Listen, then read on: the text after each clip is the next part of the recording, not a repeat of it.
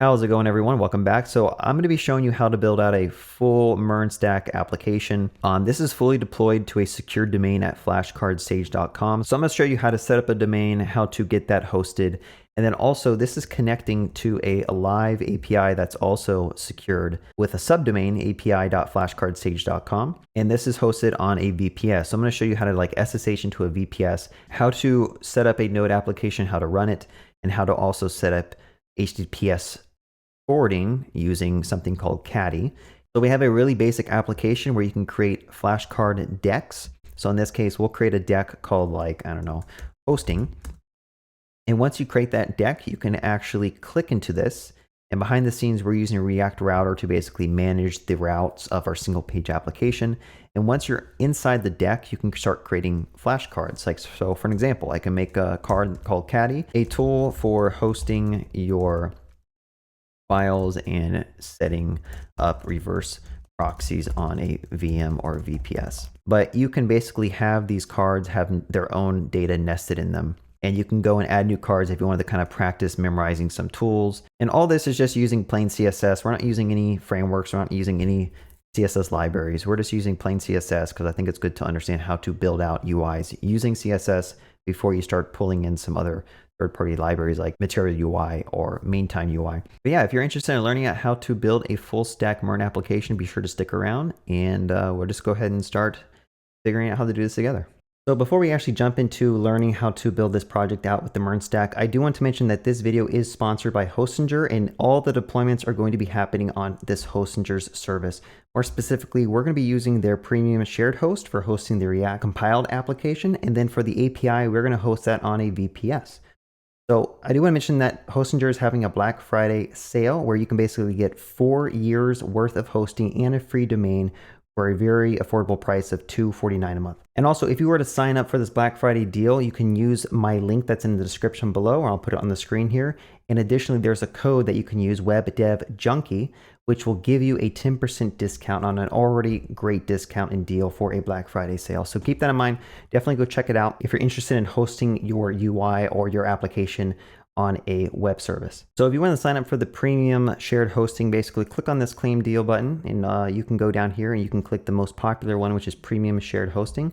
And we're going to go ahead and add that to our cart. So after adding it to your cart, I would recommend that you do the 48-month plan because that's going to give you the most savings. But any plan that you decide to choose is still going to give you a good bang for your buck because this is a pretty affordable web hosting company. And like mentioned below, you get a free domain for the first year on all of these plans as well. And then after selecting your plan, go ahead and just set up an account and then enter in your credit card information. And be sure to, if you have that coupon code I kind of talked to you about, click on have a coupon code and type in WebDevJunkie, and you will also get a 10% off on this deal. So it's a great deal, really affordable, definitely check it out. And I just want to note that there is a 30-day money-back guarantee. So if you do decide that you don't want to go with this service, which I doubt you will because they are extremely fast and they have a 99.9% uptime guarantee, you can do so and you can get a refund if you don't like what you've purchased. So after you purchase your plan, you'll be redirected to your H panel, your dashboard, where you can start setting up this premium shared hosting. So like I mentioned in this project, we are going to be building out a single page React application, and we're going to host that on Hostinger's premium shared hosting. So let's just go ahead and set that up and claim our domain. So I'll click the setup button and I'll kind of walk you through the process. It's really user friendly. So let's just go ahead and click start now. And I'm going to say that I already have a website and I don't need extra help with creating anything. There's also an option to skip preferences if you want, but I'll say I already have a website. I'll just go ahead and say other, and then I will say I built it myself. And once you kind of answer the questionnaire, you have the ability to migrate an existing website or create a new one. I'm gonna go ahead and click create a new website because we're gonna upload our own single page application to this premium shared host so that we don't have to migrate anything right now. I'll go ahead and click select create a new website. And I'm just going to go ahead and say create an empty website because we don't need to use Hostinger's website builder or set up a WordPress or do any other type of CMS. We're going to kind of do our own thing, but just note that they do have additional features with their own website builder if you need some additional assistance with building your own website, and definitely go check that out. But in our case, we're just going to skip and create an empty website, and we are going to go ahead and claim our free domain here. So I'll go ahead and click select, and the domain that I want to use for this application, I'm going to go ahead and click .com. And then I want to do flashcard sage, right? We're making a flashcard application and I want to make sure that I can buy this domain. and it says it's available. So let's just go for it. So at this point, you can change your server location if you want to. You can also change your domain. Since I live on the East Coast, I'm going to go ahead and just click North Carolina and I will change that location. And let's just go ahead and click Finish Setup. And then of course, let's just fill out some additional information. I'll say USA, and this is just going to be for a personal website. I'll click Next. And then for contact details. So I don't want you guys to see my actual address. So I'm going to go ahead and skip this part, but just know that you can fill in your information, and these are required fields. So you have to put them in to get a new domain. And now that domain is being registered. So let's just go ahead and give that a second. And they got a nice little loader here to let you know that everything is getting set up. So let's just go ahead and let this finish, and then we'll go ahead and continue on the setup process. All right, so we're all done. Now what I'm going to do is I'm going to go ahead and go to manage site. I mean, we could view the default site right here. And notice that here we are flashcardsage.com, and we have a basic site set up. But what we really care about is managing our site. So let's go to our control panel and let's just kind of look through this. So there's a lot of options that you have when you're on the Hostinger dashboard, but we're not going to cover a lot of this stuff on this video. The main thing that we care about is the file manager, and this is how you can basically upload your compiled single page application to their servers. So we'll see later on, I can just drag and drop my compiled application here, and that will display on that website that we had basically set up. If I go back to the dashboard, you also have the ability to set up databases, which is great if you ever need some type of SQL database where you want to kind of create some tables and maybe store some information. You can do that here. Kind of great that they give you a free database that you can kind of play around with. So one thing that's also cool is you get a free email with this domain that you have set up. So if you go to manage, you can actually select the free setup, which we're not going to do in this video, but just keep that in mind. It's a cool out-of-the-box service that you get when you do the premium shared hosting plan that I mentioned. They also daily back up your files. So like if you ever mess up your files, those will be backed up daily. And just in case something goes wrong, you can just restore those from an earlier date. Now, I do want to point out at the top, you can go to your domain section, which we might actually need to do in this tutorial, where if you need to set up some type of custom record, like an A record or a C name, you can go to your domain and you can actually configure those settings. So for example, I'm going to go over to DNS name server, and I believe I can start managing my DNS records.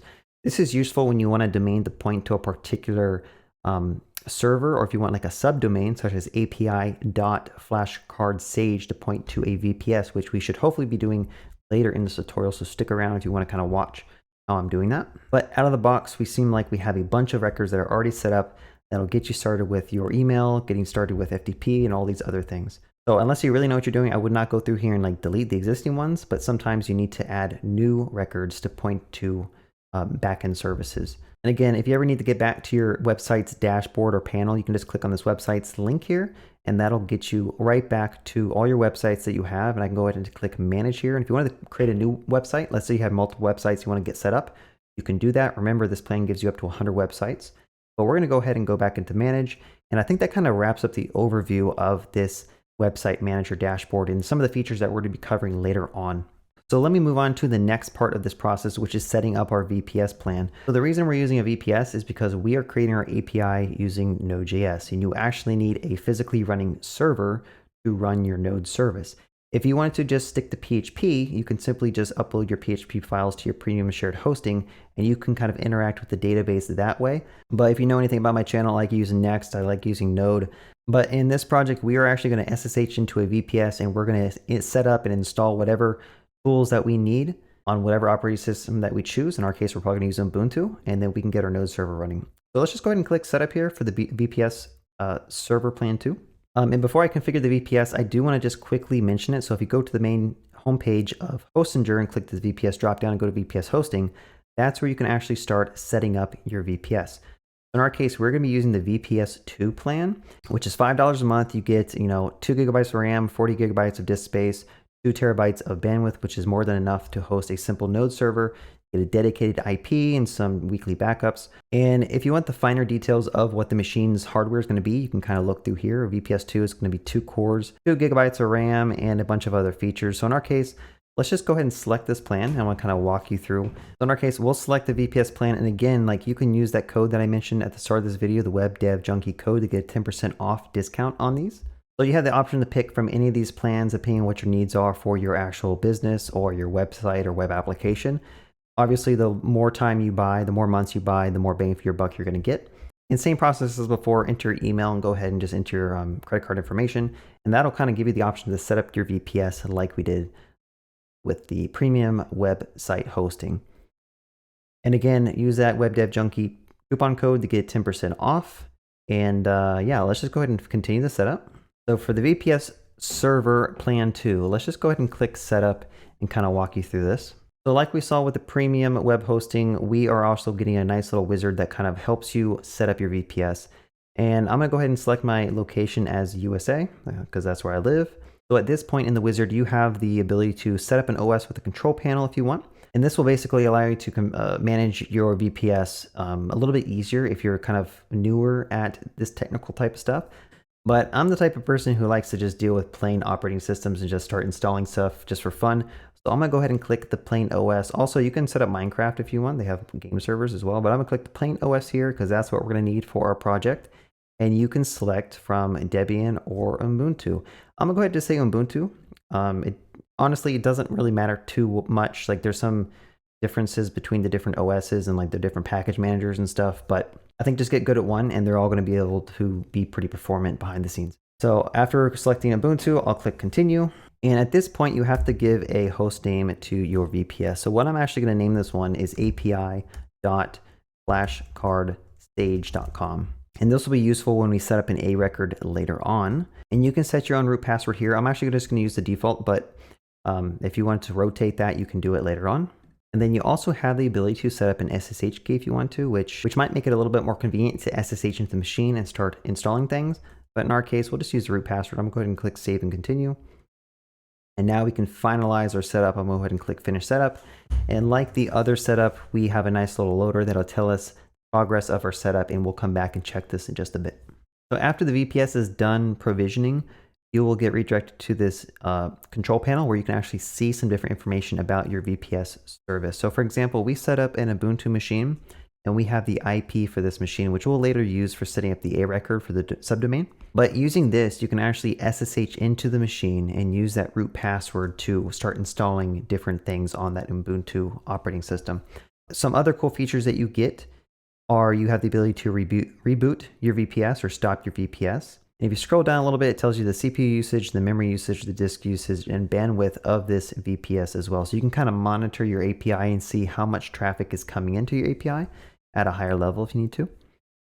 And some other cool features that we get are we can kind of configure the server over here. So for example, if you wanted to update or change the root password, you can do it here in this panel. So over here in the SSH key panel, you can add new SSH keys or remove old ones that you need to kind of rotate.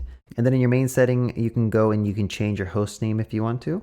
And you can also change a couple of other settings that we won't really get into it. And again, you can go to server usage over here if you want to get a high level overview or more like fine-grained detail report of how much CPU and memory and load is being put on the server over a 24-hour period, last week, last month, and last year. They also provide you snapshots and backups if you want to take a snapshot of your VPS, just in case you want to make sure that if anything bad happened, you can restore it. That is a cool feature that Hostinger provides as well. You have the ability to go and see what were the latest actions that were applied to this box. So for an example, if someone were to change a root password, that is documented here. And then finally, there's the option to restart or reinstall your operating system. So for example, let's say you just wanted to wipe the box clean. You can go ahead and click reinstall, which will just change and reinstall your operating system, or you can go and you can actually change it back to any of these provided operating systems out of the box, or change it back to the OS with control panel or game server. It's really up to you. So those are some of the features that are provided with the VPS. Now, again, like what we're going to be using really is just SSHing into the machine to install maybe Node, NPM, and maybe Git so we can clone our project and run it. And then we might also need to install Caddy so we can set up an HTTPS SSL certificate and do some type of proxy passing on the API box as well, so that we have HTTPS access on our api.flashcardstage.com domain. So that kind of wraps up the overview of the different Hostinger plans we're going to be using on this project. And after we finish building out our MERN stack application, we're going to come back and see how we can deploy this to these different plans that Hostinger provides. So at this point, let's just go ahead and jump into learning how to build out a MERN stack application for taking and creating and deleting some flashcards that you can study with. So let's just go ahead and get started. Again, we mentioned that we're going to be using Express for the backend, and I'm going to be using React for the front end. So the first thing I like to do is just load up whatever documentation that would help you get through these processes. So let's just start off with Vite, and I'll just say set up React TypeScript. I'm going to try to use TypeScript for this entire project because that's kind of like what I've been using lately. But if you go to, okay, that's not the right site. Let's go to get started with Vite. Now, the reason I'm using Vite over create React app is Vite is a little bit faster, or a lot of bit faster. I don't know how you want to say it, but you can use whatever you want. That's not the important part. The important part is building out the actual application. So let's just go ahead and run npm create Vite latest. And I'm going to go ahead and do that inside a client folder. So I like to make a monorepo, and I like to make a client folder and then like an API folder, so that I can just deploy them separately if I want to. When you do this, you are asked what language or framework do you want to use. I will say React. I'm going to say TypeScript. And you can cd into that folder and say npm install, and that'll go ahead and just set up all your node modules. Hopefully you're familiar with how npm and node modules work. Basically, all of these languages and libraries require a bunch of dependencies, and npm is a way to basically manage those dependencies and download them from the internet, so that when you npm install, you get a billion dependencies in your project that kind of lets it all work. All right, so again, let's verify that we can run the client. So in my terminal, I'm in the client directory, and if I say npm run dev, let's verify I can go to this URL that kind of asks us about or tells us about. And we have a React app running. So again, I'm using Vite to create a single page React application. The reason I'm doing that is it's just what I chose for this video. You can use Next, you can use Remix. Everything has its own pros and cons. But really, if you're a beginner, let's just focus on learning more about React and how to integrate React with a backend API. Okay, that's the important part. All this other stuff is not as important. So we have successfully set up a Vite React TypeScript project, and I will explain the structure of this in a little bit. But let's also move on to the backend. Let's see if we can set up an API using Express. So again, let's not be scared. Let's go to Express, and I'll say documentation, npm or something like that. And let's go to Express.js. Express.js is a simple web library you can use to build out REST APIs. Now, a lot of people use other things, like there's Restify. There's something called Nest.js if you really like using that. The reason I'm picking Express is just because that's what I've always used, but there are some other more advanced solutions out there. Like there's Restify, there's Fastify is one as well. I just wanted to share these with you in case you're a beginner and you don't really know. But there's other solutions you can use in Node that actually run a little bit faster than Express, and they have more features out of the box. But I like Express because it's kind of like, it's a lightweight library, and it has a ton of plugins you can just go ahead and get set up. And I don't want to spend time learning about these other things, although they are probably just as good. Let's go ahead and get started with Express. This one, if I go ahead and just go here to my project and make a new one called server, I like to have a server folder and a client folder. And I'm going to go ahead and click on this to open up a new terminal. So typically I have two terminals open. I have one for client, and then I have one for server. And you can see there it prints out client and server, so you can kind of like visually know which one you're looking at. And I'll go into the server and I'll say npm init-f, and that'll create a package JSON file, which is used for kind of keeping track of what dependencies that we'll need. The first thing I'm going to do is I'm going to go ahead and just change this to MIT here, because I believe that's the license I'm using for all these things. I don't know if this one even has a license. But again, we're trying to focus on building out the server setup. And again, I'm in the server folder here. I'm going to go ahead and say npm install, and then I'll say -- save, and I'll say express. That is how you can install a package dependency, or npm dependency, inside your package JSON. So notice when I run this command, it'll take some time to download some things from the internet. It'll set up a node modules folder, and then it also updates this package JSON, and I have an express dependency set up now.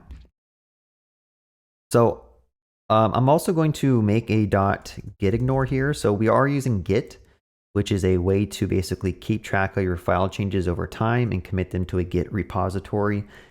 I'll try to cover some topics about Git. Hopefully you kind of already understand it, but if you don't, I'll try to walk you through what I'm doing. But in this gitignore file, you can put this in different directories. And notice that client already has one because Vite set one up for you. But inside the gitignore file, you can choose which files and folders you don't want to like commit to your repo. Now, usually we always ignore the node module. So I'm going to go ahead and put node modules here. And the reason we do that is because node modules can sometimes be like 600 or, a lot of disk space. And we don't want to commit that to our repo because now we're just like filling our repo with a bunch of unnecessary code that is going to often change. So make sure node modules is get ignored. And you'll see here it's kind of grayed out. That's when you know everything is good. All right, so let's just keep on going. Let's see if we can set this up, the server. I'm gonna go ahead and make a source folder here. And inside of here, I'm gonna do index.ts. Again, we're trying to use TypeScript for everything we build out because TypeScript is going to help you it's basically gonna hold your hand as you're writing code, which makes it a lot easier to build out your application, especially if you're a beginner. JavaScript does not hold your hand, so if you type something wrong, you're not gonna know until you run your code and it breaks and you spend 2 hours trying to debug because you left off an S or something called notes when you should have just put note. As you can tell, I've been bitten in the butt many times by using JavaScript, and TypeScript is just going to help you out. So let's just try to set up Express. So if we go back to the Express documentation, which is here, we can go ahead and get it set up like this. Now we might have to do some extra work to kind of get it formatted in the proper way for TypeScript. So I'm going to go ahead and change import Express from Express like this. And then go ahead and say app.listen on port. We'll do port 5000. So if this works fine, we should actually have an Express service that'll run when we try to run this file.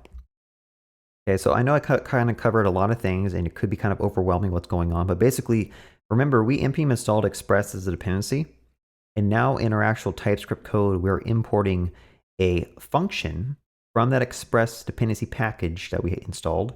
And when you call this function, it gives you back an app, which allows you to configure different endpoints and then tell it to listen on a particular port. So in our case, let's just do app.get, and I'll explain what the get means in just a second.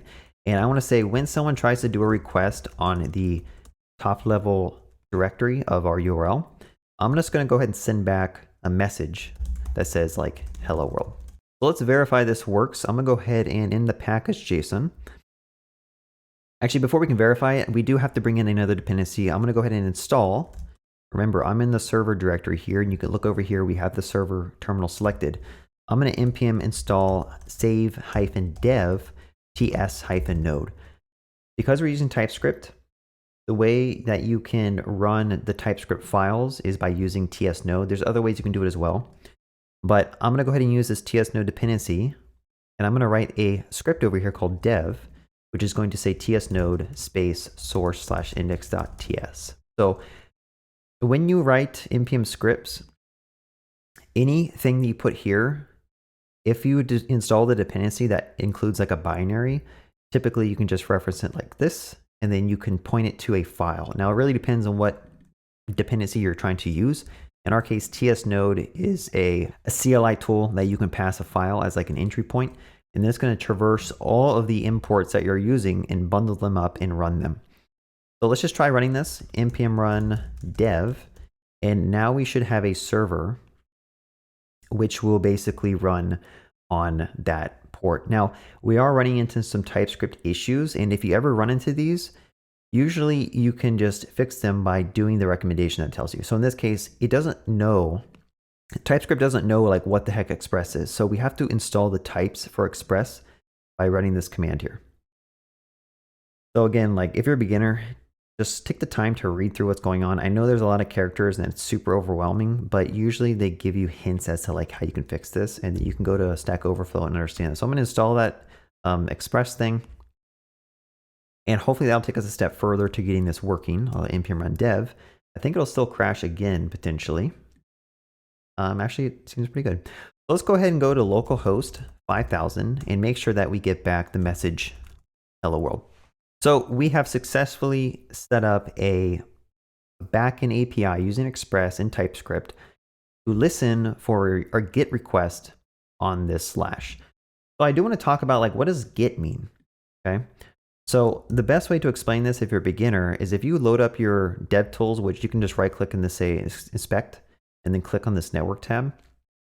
I'm gonna go ahead and click on fetch XHR. And if I refresh the page, actually, I think you need to select all. If I refresh the page and click on this request and go to headers, you'll see that it is doing a method get, okay, get to this API, and then there's a slash here. So what we're doing in Express is we're saying I need to set up a server on port 5000, which corresponds to that 5000 that we saw here, and also up here. And we're saying whenever someone tries to request the default route of slash, or there's no slash here, we want to run some code. So we're saying if someone does a get request to slash, let's just go ahead and run this function. So hopefully you understand how a callback function works in JavaScript. It's usually a function, like in this case, this is an anonymous arrow function that we're passing to Express. And this arrow function will be invoked at a later time, depending on when the Express library decides to run.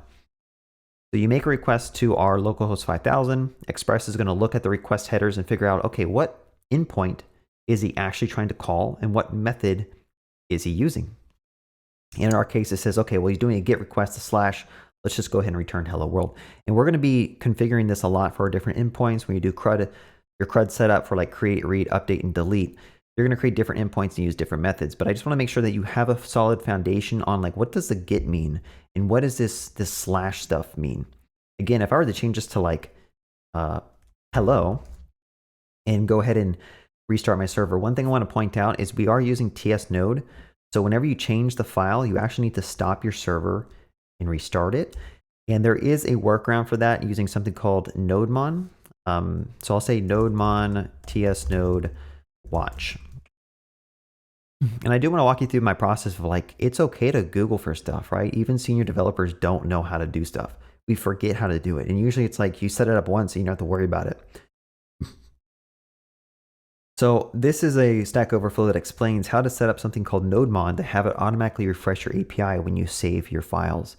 So I'm going to go ahead and run this command without the TS node here. I'll just go ahead and delete that.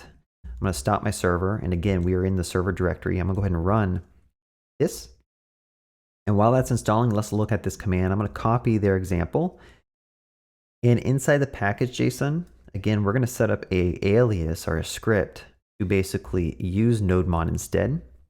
I'll say nodemon, and I'll say watch source/star. And then I will say extensions of TS JSON. In this case, we don't need to ignore specs because we're not going to do tests in this. And then you can also execute something. So I'll just go ahead and do that. Okay, so we obviously can't use the double quotes here. So I'm going to have to figure out a different solution. I think I just need to like backslash these like so.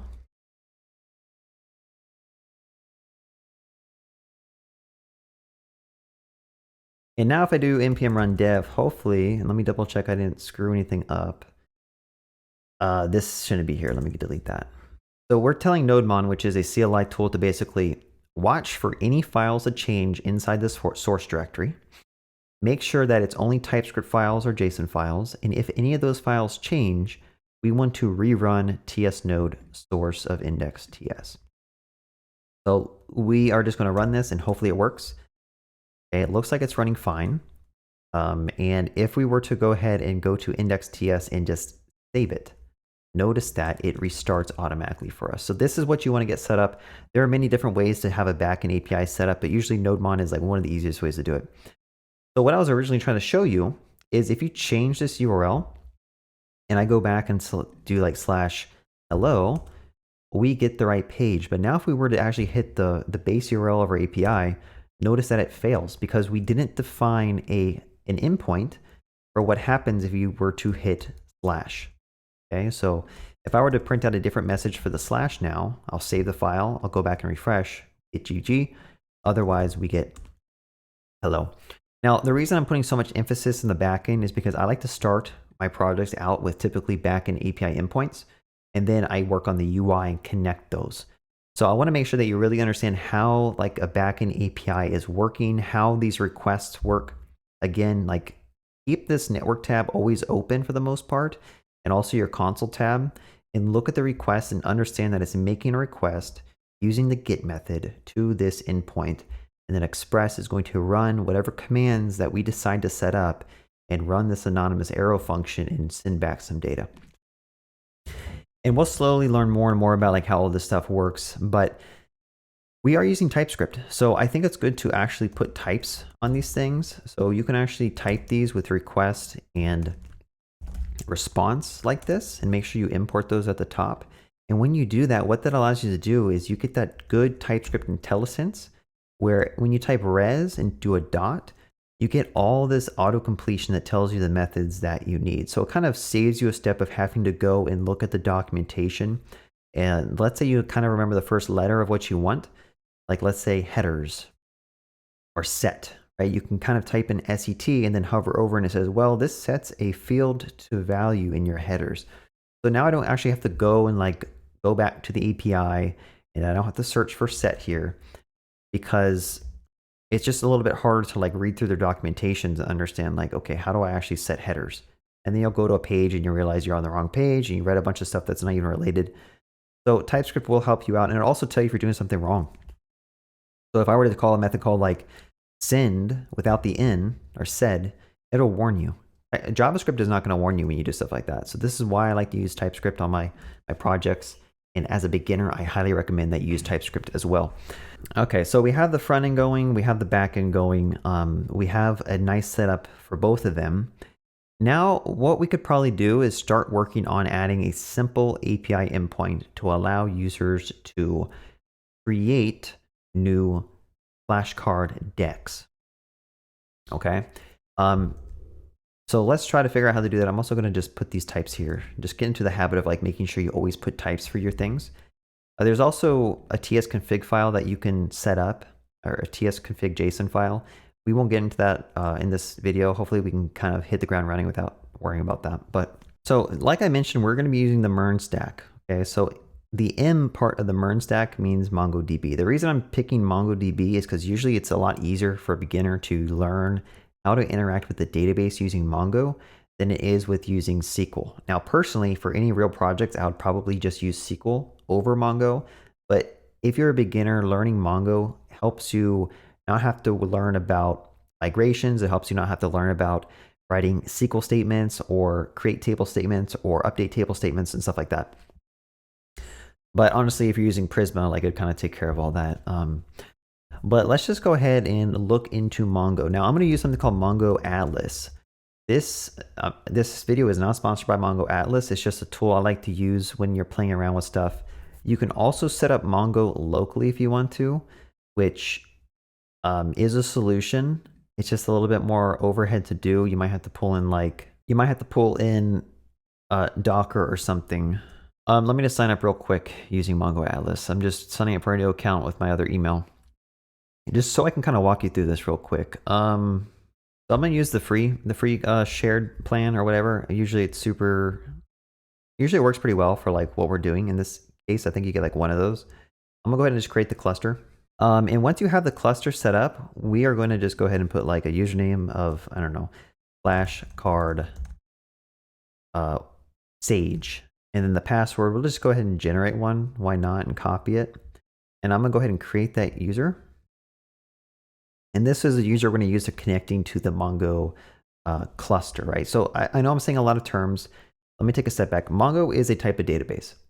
A database is used for storing data and retrieving data. So when you're working with production software systems, you'll have many, many different machines running, and they all need to store and retrieve data from a centralized location, right? So a cluster is basically a database that's built up of different machines. And the data is kind of distributed between all these clusters. And when you want to save or retrieve that data, it will find out which node in the cluster needs to actually pull from. And then that's what's returned to your UI that you can use to display it. Probably way more advanced topics than you guys even care to hear about. But I think it's good to get exposed to this terminology, because when you get into a real production environment with, a real software system, you're going to be hearing these terms, and it's good to kind of understand it. And then I'm going to go ahead and just do my current IP and add that in. So now we have a cluster that's set up, and we're going to try to connect to this cluster from our API so that we can actually store a new deck in our database. Okay. So let's go ahead and go back to our API. And what we're going to do is we're going to try to bring in a tool or a library that allows us to easily connect to that database cluster. So we're going to look at Mongoose. I think this is like the de facto standard most people use with Node. So I'm going to go to this Mongoose documentation. I'm going to read through it a little bit. Usually they have like a getting started area, but I'm going to go ahead and just install this like so. I'll go ahead and stop my server, and then I'm going to install Mongoose. And once you've installed Mongoose, you can import it. So I'm going to go ahead and just import that at the top while my stuff is still installing. And there should be a way to connect. So I'm going to go ahead and just do this. So import Mongoose, and then we are going to connect to Mongoose. I'm going to go ahead and say db equals this. Now this URL, you actually need to provide the URL to that cluster that we just set up. So if we were to go back to MongoDB Atlas and go ahead and click connect, that should give us a way to connect to this cluster. Now I have to figure out which one I want to click on. Connect via your application, I think. I will say Node.js, and I think 4.1 should be fine. So if I copy this whole thing here, I think this should work fine. I just need to make sure that I put in the right password, which I don't think I even copied. So if I go back to the passwords, I think I have to go to security and go to database access to find what user has access to this. I may have to generate a new password. Go ahead and generate a new one. I'm gonna go ahead and copy it, and I'll just update the user. And I'm gonna paste that password right here for now, but we are going to refactor this later and make this more secure. It's never good to have a username and password or the URL hard-coded into your code. You wanna pull that out into a .env file, but again, I'm gonna assume that you're kind of learning, you're kind of a beginner, and I don't wanna overwhelm you with too much stuff. So what we did is we installed Mongoose, which is a library for connecting to our MongoDB database, cluster, whatever you want to call it. And you can do a mongoose.connect and pass it a URL for basically getting the code set up to start reading and writing to that. So let's go back to the Mongoose documentation. And typically the way that you can use Mongoose is you set up different schemas. So let's just define a new schema / a model. And we're going to go ahead and in the source folder, I'm going to make a new folder called models. And I'm going to go ahead and make one called deck.ts. And inside deck.ts, we're going to go ahead and just copy that code in. And we are also going to import Mongoose. So if I go back in the top of deck.ts, let's just import Mongoose here. And we are also going to, let's see, I might have to install some type of Mongoose related types. So typically with TypeScript, like you can just guess what the types are going to be. You can say npm install save-dev at types/mongoose. And if the library or package already has some TypeScript types published for it, those will get installed and set up. And now we have like all the TypeScript IntelliSense for this Mongoose thing. Although I'm not sure why it's complaining about this. So let's try to figure that out.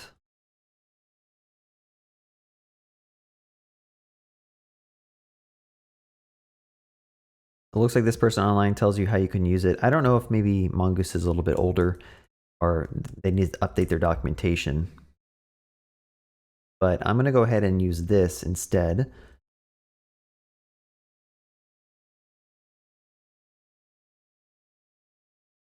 Like that. I guess this is the more proper way to do it. And again, this is a live coding, so I'm actually just going off. I'm showing you how I develop this in my normal workflow. So I haven't prepared. I don't have any reference code I'm going off of. Everything you see me doing is literally what I'd be doing if I was asked to do this on a job. So you're getting a real life experience of me running into issues and trying to debug stuff along the way. And then also I'm just going off of things that I've done in the past with my memory.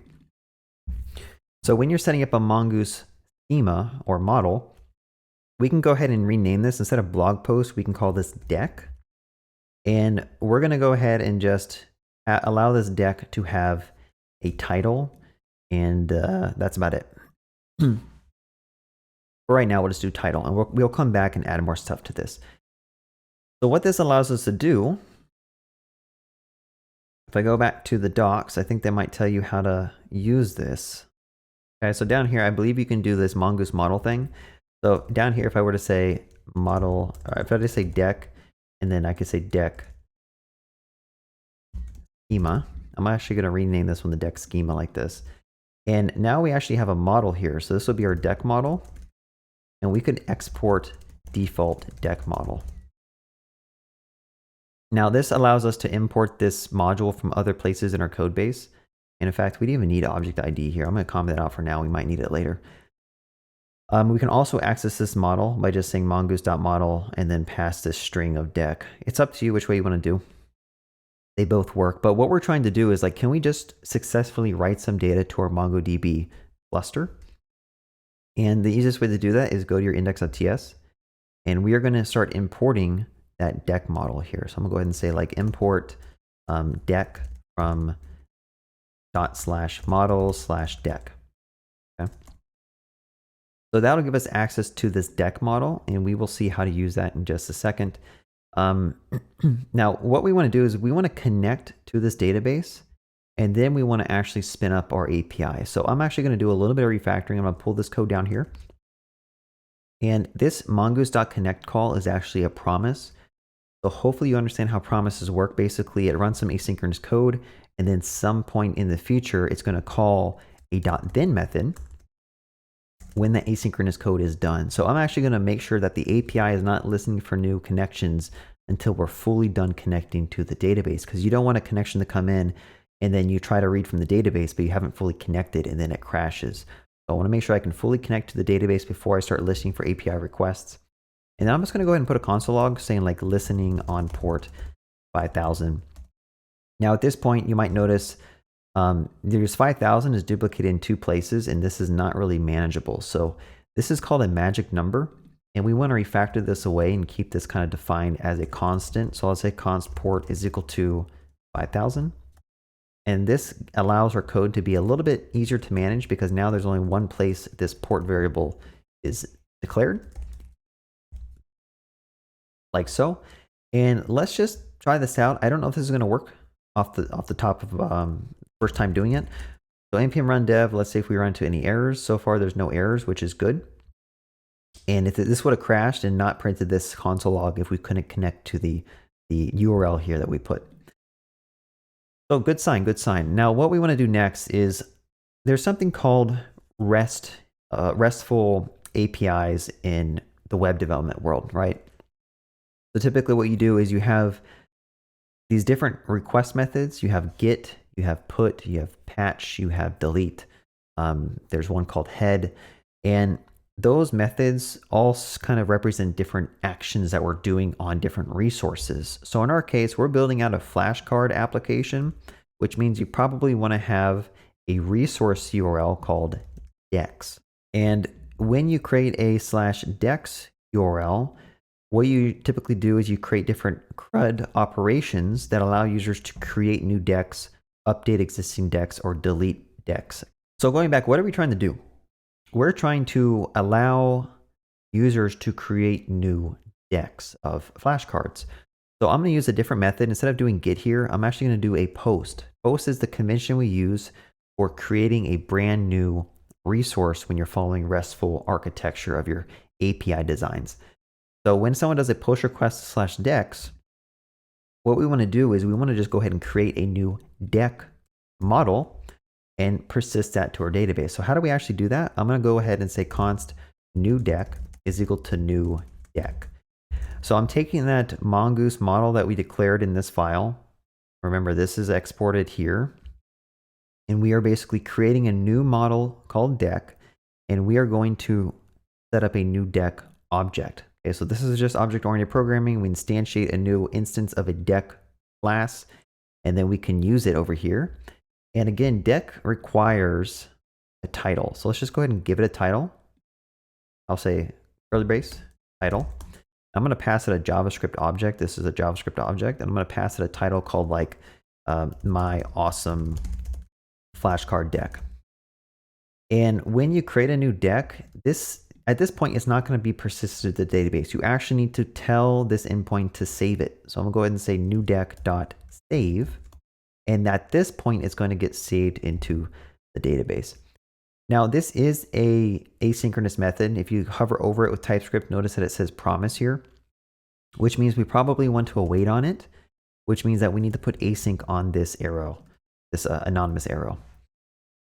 So off the bat, we have an endpoint that when you do a post request to /decks, it creates a new deck instance, it saves it, and then we probably want to return something back to the user who made the request. So I'm going to say res.json, and I'm going to go ahead and just say over here, you can actually get an object back when you create or save the deck. So I'll say created deck is equal to await, and I'm going to send back that JSON here. So if we did this correctly, we can verify this using a tool called Thunder Client, which I don't think I even have installed. So let's install that. I'm going to say Thunder Client.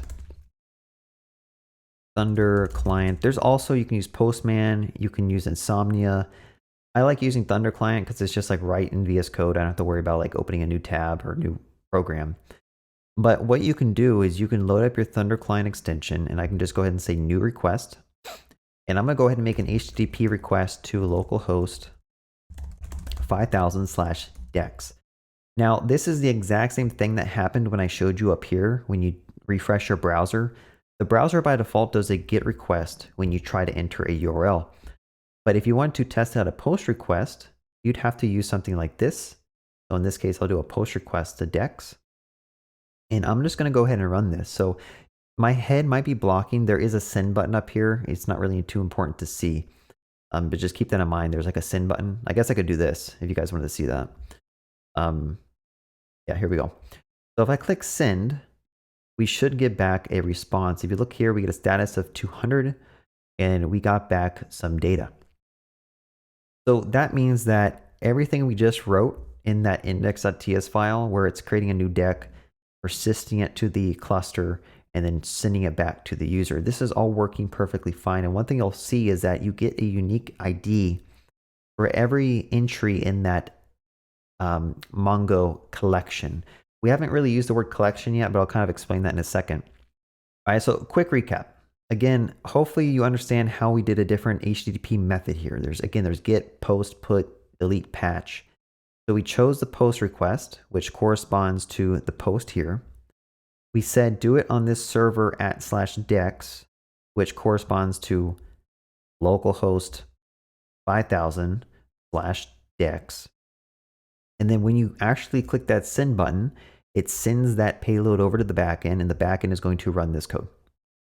Hopefully that all makes sense. This is literally the fundamentals of building out a web API, and we're going to be doing this over and over and over again with different endpoints. So if you don't understand this at this point, it's probably a good idea to stop, rewind, and understand it, because we're just going to keep doing the same thing for every single endpoint, changing some of the request methods and changing some of the internals of what happens when you do a request.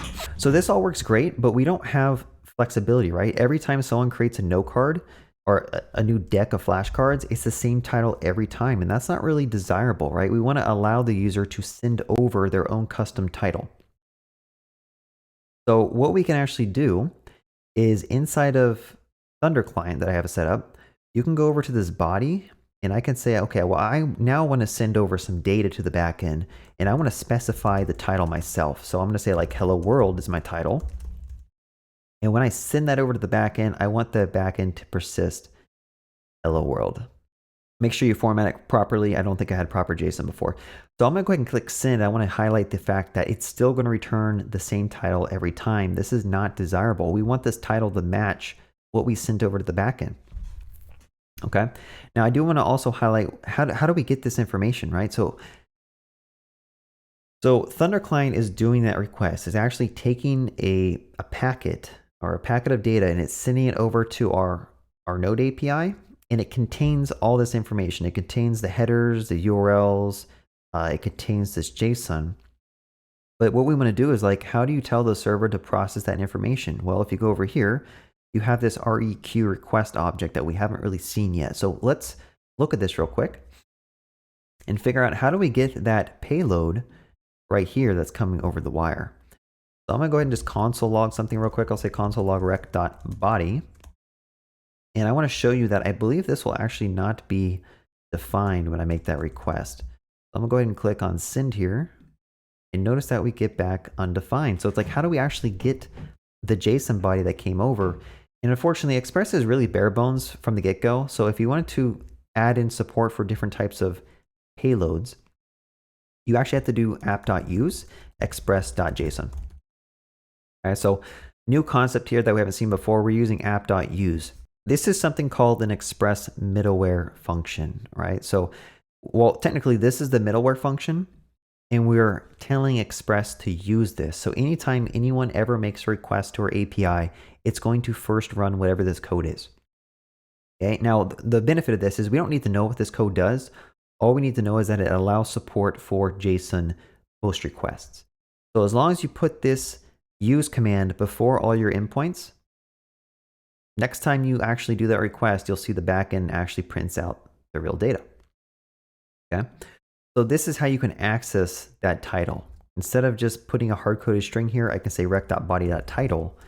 And now, let me just show you the cool part. If I were to change this to whatever I want, click send, notice that the data that comes back says hello world with exclamation marks. So I know we just did a bunch of stuff. It might be overwhelming if you're a beginner, but let's go ahead and look at MongoDB Atlas and try to see if we can connect all the dots together.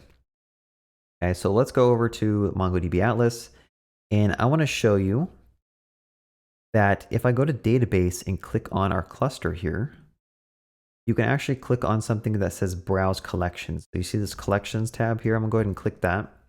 And by default, that Mongoose library that we set up is going to create a collection called Decks. And if you were to click on the Decks collection, you can see all that data that we've just been kind of setting up. And if you kind of look closely, you have one that says hello world exclamation mark exclamation mark. So that's the one that we just set up, the one we just sent over.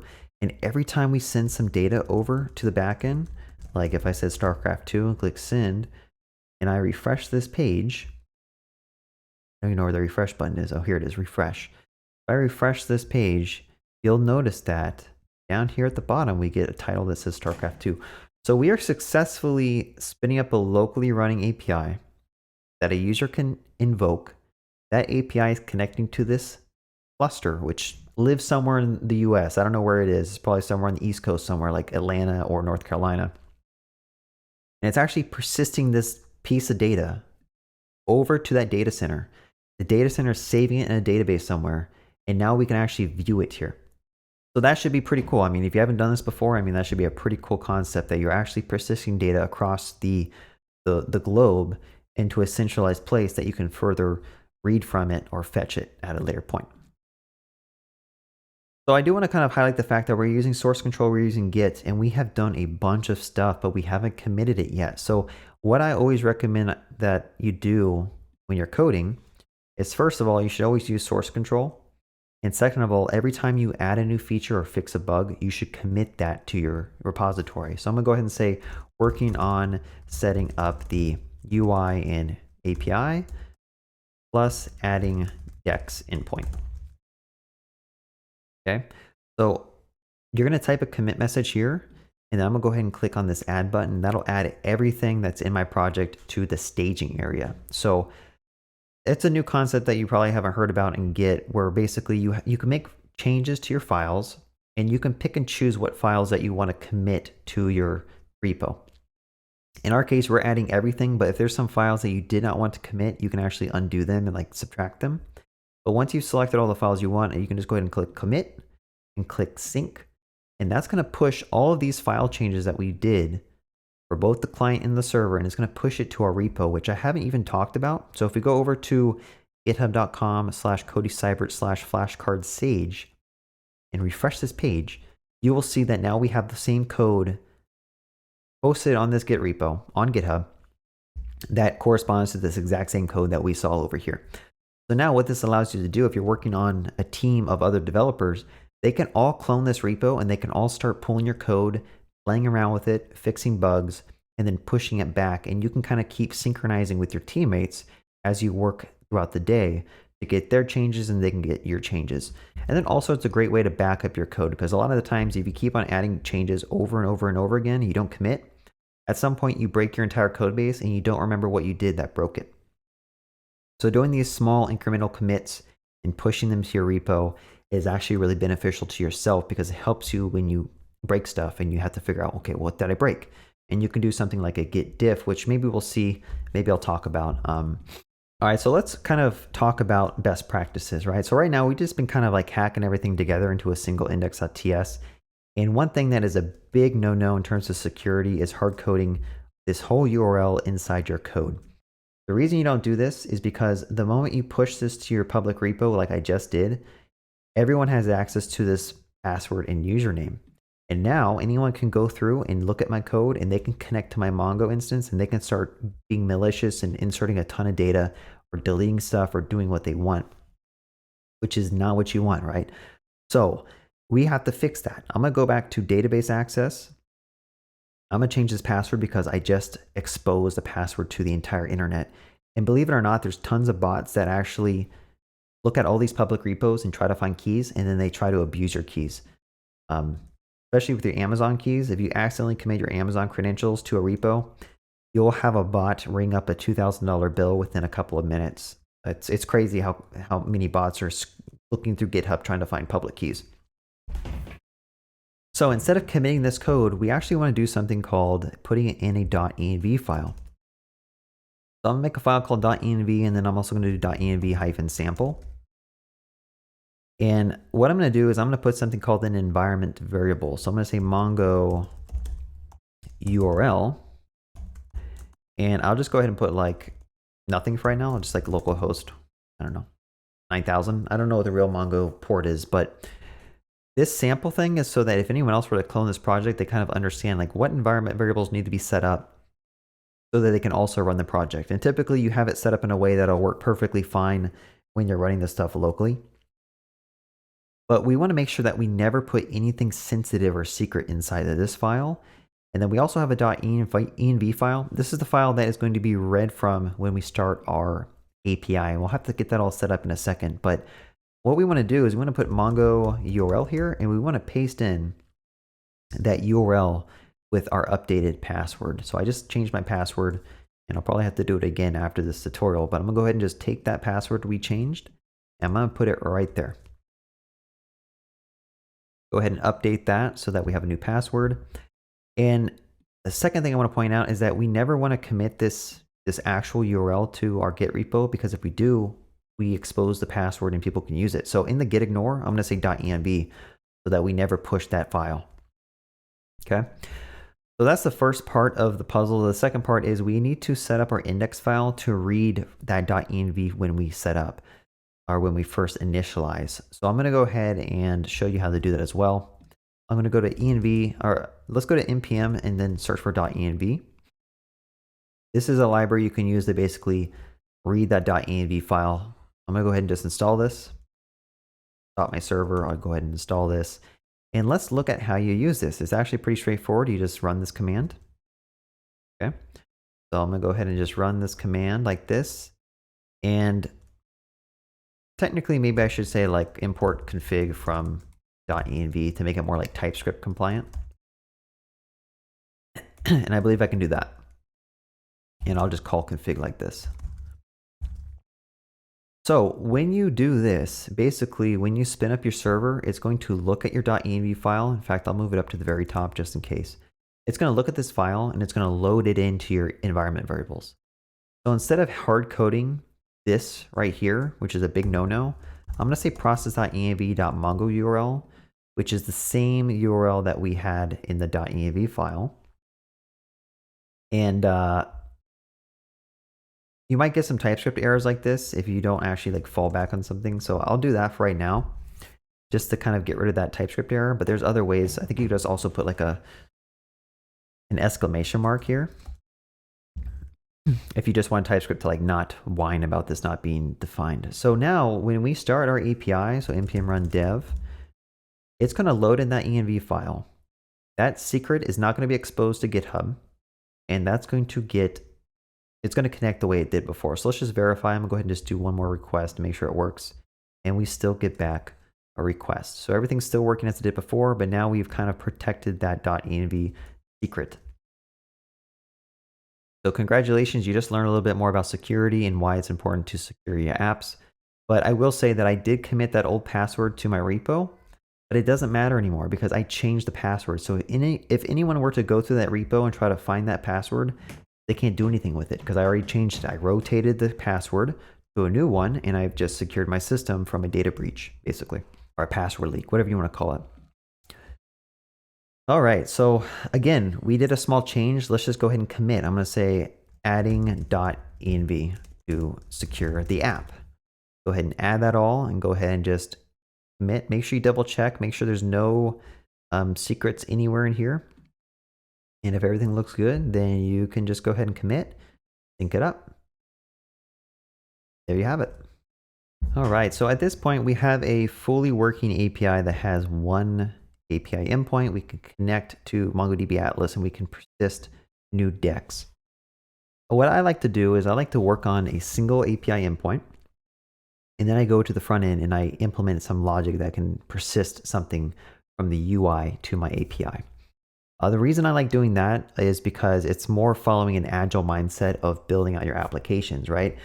So instead of building out a GET request, a method, and a post, and an update, and a delete all at the same time, I rather do it one piece at a time because you're going to run into issues along the way with all these endpoints that you want to be able to fix as you're learning how to code and as you're learning how to interact and integrate with your API. That's the approach I take. You can do it whatever way you want. But notice that we've kind of learned the process of adding an endpoint, and really it just becomes a tedious task of doing it over and over and over again for the other endpoints and other resources. And the main difference are, instead of doing like a .save, you might do a .update, you might do a .delete, you might do something else. So we're going to move on to the front end at this point, our React application, and let's see if we can actually integrate with this backend API. So the fun part of React, let's understand how Vite is set up a little bit. I'm not going to dive into the Vite config because I think it's kind of irrelevant to understanding how to set up an actual application. But we have this index file, and this is actually what's going to be used to host your UI. So if I were to go to that UI again, which I believe was over here, and just kind of look at the source code, right? Your dev tools are your best friend when it comes to coding.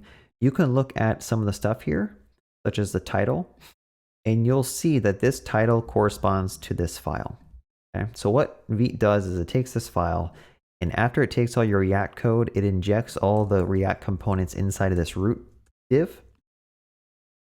And this is all the code that's used for your React application. So a lot of stuff you don't need to know about, but it's good to know that there's an index file, which is basically the entry point for all your React stuff, and it's where your React code is going to mount to. Let's look at the source folder and let's kind of dive into source main.tsx, which is this one, and further understand what's going on. So here you'll notice that it basically spins up, it calls a function called createRoot, and then we pass it document.getElementById, and we look for any element that has the ID of root. So if you go over to index.html, notice that this one actually has root. Okay, so it's going to basically take this div, and then it's going to set the root to that div, and then it renders out your entire application. So that's how React is like put onto the page. And you can also import CSS files here and style the page like that. And there's a bunch of other stuff that we'll kind of cover as well. But the important part, or another important part, is look at this app component. Okay, so all this stuff is considered JSX. And what JSX is basically a way to take JavaScript code and create components that return HTML when they're rendered out. So in our case, we're saying that we want to, when we render out this React application to our DOM, so we're basically saying when we render out this React application to this root node, we want to use whatever this app component is. I'm not going to talk about strict mode right now, but let's just dive into app. So notice that we're importing this app from this app.tsx file over here. So this import statement is corresponding to this app.tsx. And if you look at this, this will have a default export, which if you scroll down, default export app, and this export is actually pointing to this function. So this is what a React component looks like if you're using functional React with hooks. Basically, you have a function that returns some type of JSX. That's it. And inside the JSX, you have the ability to basically interpolate values. So if you look here, we have a way to print out the count is, and then this count is dynamic. So every time you actually click on this count button, you'll see it updates. So that's how you do interpolation in React. And then every time you click on the button, it's calling a on-click property event listener, which is basically just incrementing the count by 1. Okay, so we'll kind of get more exposure to all this when we actually start working on a lot of this code, but just note that the important parts are you can interpolate values to the screen using the curly braces, and then you can listen for different events like clicking by doing onClick equals curly braces, and then you can pass it an anonymous arrow function. And in this case, we're updating some state using the useState hook. It's a lot. I'm not going to dive into all this. So let's just go ahead and delete a lot of this boilerplate so we can actually start fresh and we're not so overwhelmed with what's going on. So the way I like to code, especially with these tutorial videos, is I like to do the most simplest thing first, and then I refactor the code to make it more production ready. And then I keep on doing that, right? I start with the simplest thing first. So if there's anything I do that you're like, dude, why did you do it so noob-like? It's because I'm trying to make sure that you understand how to write and solve the problem first, and then you can come back and you can make it better, and then you can make it faster. There's a good, I don't know if it's an analogy, there's a good saying in software: make it work, make it right, make it fast, okay? And if you follow this approach of just making it work first, then you come back and allocate some time to making it right, as in like making it the proper way or making it a better way, refactor your code, make it clean. And then the third step, which in my opinion is optional, make it fast. That's like, it could be potentially be a premature optimization, which is why I don't worry about making stuff fast, especially if you're a beginner. Because most of the times React's going to run fast, your API is going to run fast. You don't need to worry about that stuff. Anyway, that was kind of a tangent. So what are we trying to do? We have this API that allows us to create stacks, right? So we want to figure out a way, like, how do we make the React app allow us to send that data over? Well, when you're dealing with React and HTML, typically you want forms. Okay, so you want to make a form, and inside that form, you want to basically make a label, which we could call it title. I'll call it deck title, and then we're going to add an input like so. And what I like to do is always save your file and then go check your UI and make sure that stuff is showing up. You want to, every time you make a change, make sure that change is updated as you type and as you save. So cool, we have a nice little input box here, and we have a way to basically type in. Again, if you want to make this form accessible, which I always suggest you do, if you don't know what the word accessible means, basically it's allowing this application to be easily used for people who have vision issues or have mechanical issues. Maybe someone doesn't have access to one of their hands, or they have a disability in their hands where they have to use a tab. We want to make sure all this stuff is accessible, which I'm not going to dive too much into because that's a whole nother topic in itself. But basically, at the bare minimum, on your labels, add an HTML4, and on your inputs, add an ID. So I'm going to go ahead and add an ID of deck title here, and I'm going to say HTML form deck title. And what this allows you to do is now when people click on your label, it'll automatically select your input. Again, I'm not going to dive into why this is important, but it is important to understand these things and kind of like research them as you go through your learning journey as to why there's certain things that we do. Okay, so the next step is when someone types into this input, we want to keep track of what they type so that we can submit this to the backend. All right, so with React, there's two types of forms. There's uncontrolled inputs and there's like controlled inputs. For the most part, if you go read the React docs, they're going to say that you should probably always use controlled components and inputs, because if you don't use controlled components, then you're basically going back to the primitives of JavaScript, which we're using React for a particular reason, to make our lives easier. Anytime you use uncontrolled inputs, you're making your life more difficult. So with all that being said, I'm going to go ahead and say on change. And like we saw with the other example with the on click, we can pass it an anonymous arrow function. And this is going to take in an event. And we can do something with that event that comes in. Again, we're using TypeScript, so it's usually beneficial to type these things. So I could say react dot change event. And inside that change event, I'm going to go ahead and just pretend that we're going to do something.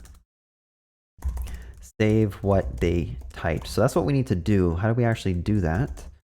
Well, in React, typically we can track what people have done by using state. So there is a hook called useState that we can use to keep track of what the title is that they are typing in. So I'm going to say const title and set title like this. And we're going to bring in a useState hook like so. So import useState from React. And we're going to default this to an empty string.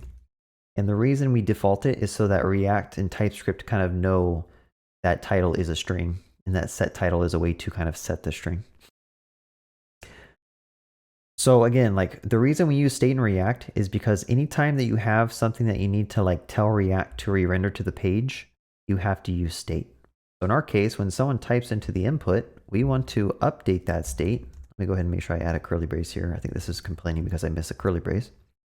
We want to basically call set title e.target.value like this. And notice there, I think I may need to put HTML input element like this so that it doesn't complain.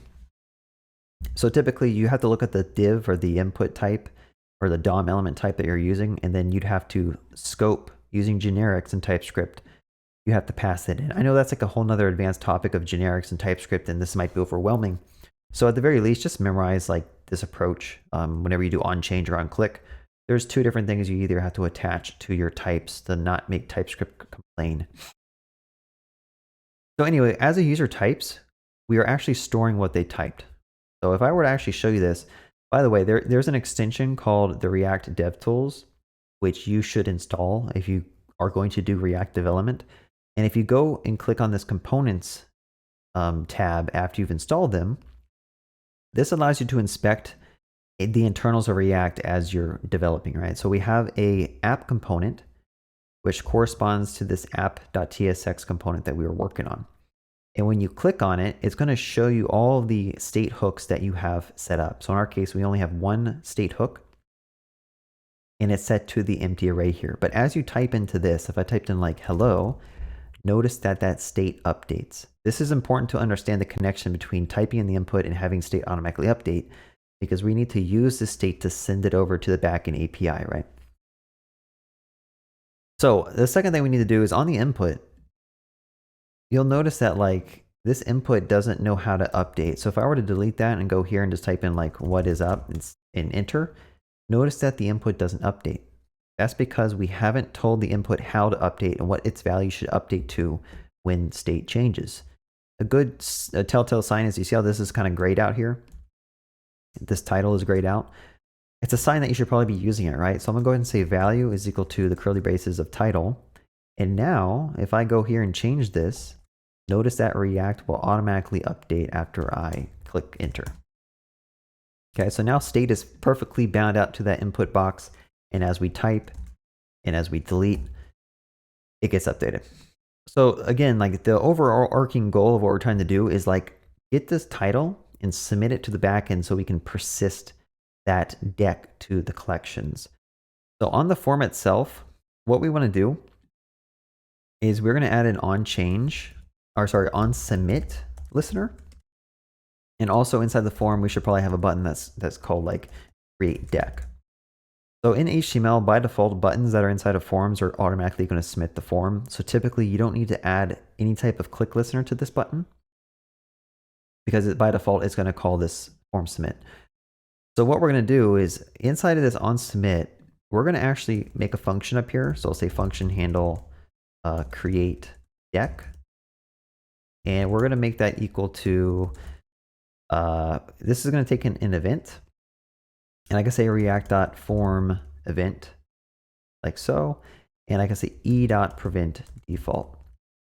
I'll explain what's going on in just 1 second. So the reason we prevent default is because with HTML, whenever you submit a form, it's actually going to refresh your page. So you're going to lose all your data. In fact, I could actually just show you that. Let me just go ahead and save this. I'm going to type something in. I'm going to click create deck and notice that it just refreshed the page and deleted everything. That's just a standard way that web browsers work, and it's a standard way that all web browsers have decided to work. So you have to make sure you tell the browser to, hey, don't refresh the page because I'm actually going to handle this form submission my own custom way. Kind of annoying, but it's just, it just is what it is. So when this form is submitted, we need to talk to the backend API and persist this deck, right? So how do you do that? Well, inside of browsers, there's a method that's built in called fetch. So I'm gonna go ahead and do a fetch method. And the first argument, meaning the first thing that we need to pass this, is the URL that we want to do the fetch request to. So I'm gonna say HTTP localhost, and then I wanna do the backend API, which again, if you remember Thunder client, it was 5000/dex.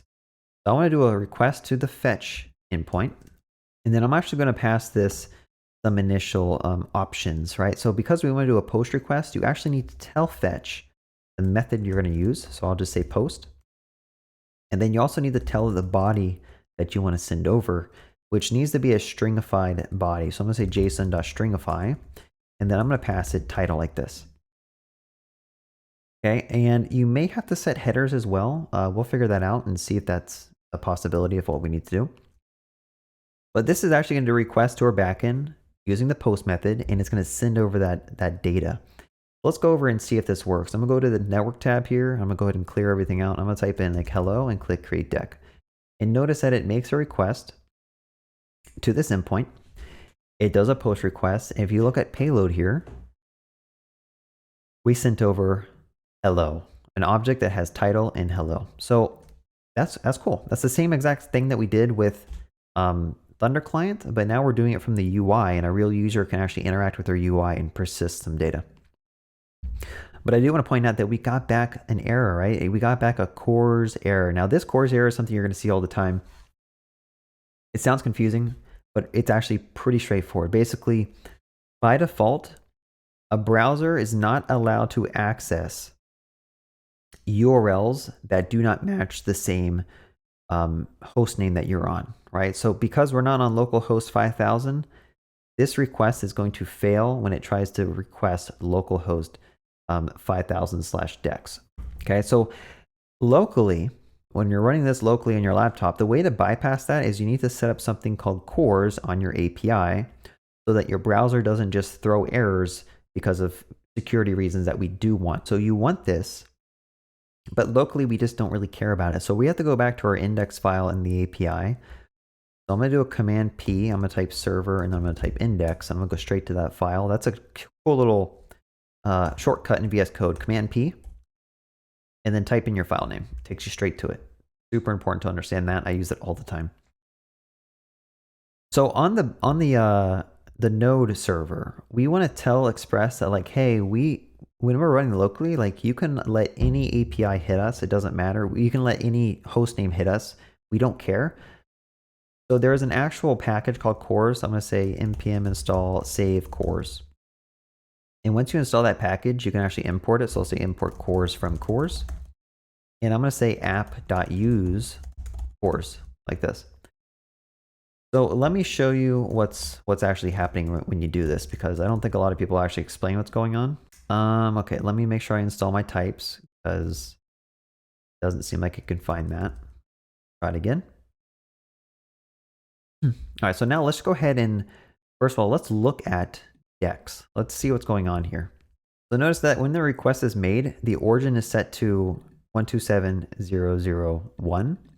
And in order for this not to error out, your CORS variable has to be set to either a star, or you can be more explicit and you can like set it to something else. And we'll show that in a little bit. We probably have to set that up for production. But now if I click create deck, notice that it doesn't crash because our backend is actually sending back a response header called access control allowed origin star. So this is a lot of information. I know if you're a beginner, you're probably like, dude, I don't understand what's going on. So let me just kind of explain it again. When I click create deck, the browser makes a request to the backend. If the backend has a different origin than what was in this request header, notice that the origin here is 127001, but I'm actually trying to request data from a completely different origin, local host, port 5000, the browser has a security measure baked in to prevent that request from happening. It just stops.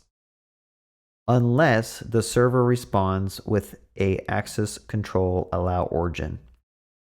Okay, so if your origin matches whatever they put here, or if the origin is star, then if your browser matches that, then it allows the request to actually happen. So this is a quick little workaround, and again, I believe you can actually say like, you could say origin here, and I could probably put like, let's just try this out just for fun. And I'm gonna put, I believe I can put this. Let's try it out. I'm gonna put this as the origin and see if that'll also fix it. So I'm gonna refresh the page, go ahead and click create deck. And that didn't actually fix it. So there's probably something else I need to consider. Someone in the comments will probably tell me what's going on here, but I know there's a way to do it. Typically, you have to actually put a real host name. So when we go to production, we're going to say flashcardsage.com. And that's basically only going to allow a site that was hosted on this origin to access this API. But locally, like, we don't care. Like, we just want to allow anyone to access it, so we can do that. And that'll, I believe, work now, right? And the default is if you don't pass an origin star, it'll just be origin star. So hopefully that was fun to learn about. I know it's probably more advanced, but I'm just trying to expose you to these different things because you're going to run into these issues on your own and you're going to spend days trying to understand what's going on. So I just want to make sure that you understand like the purpose of some of these things you're running into and that you don't get too frustrated with like what's going on behind the scenes. Anyway, the main thing we're trying to show here is if I go into this MongoDB collection, remember if you go to the cluster and say browse collections, we can actually just look at all of the collection items here. And I want to clear this out. I don't even know how to do that. I think actually a faster way to do this is just delete the entire collection. I'm just going to delete the Decks collection and start fresh. And then what I'm going to do is I'm going to go back to our UI, which is here. I'm going to go ahead and say like hello world. I'm going to go ahead and click create deck, go back to the MongoDB Cloud Atlas and refresh. And we have a collection that was recreated and we have an object. So there is an issue. We aren't actually putting the right title here. So we have a little bug and we got to figure that out. So let's look at the request we made and let's look at the payload. We are sending the right thing over, but I think we are actually missing something. So typically when you do fetch, you need to provide a header. And the header is what tells like the API what type of data is being sent over. So in our case, we don't have a request header content type here, or we do, but it's set to text plain. But we're actually sending over JSON to the backend, right? So we want to make sure that we change the content type to, where is it? Let's go back. We want to make sure that the request header content type is set to application/JSON. Let me take a step back. I don't know if I really talked about headers.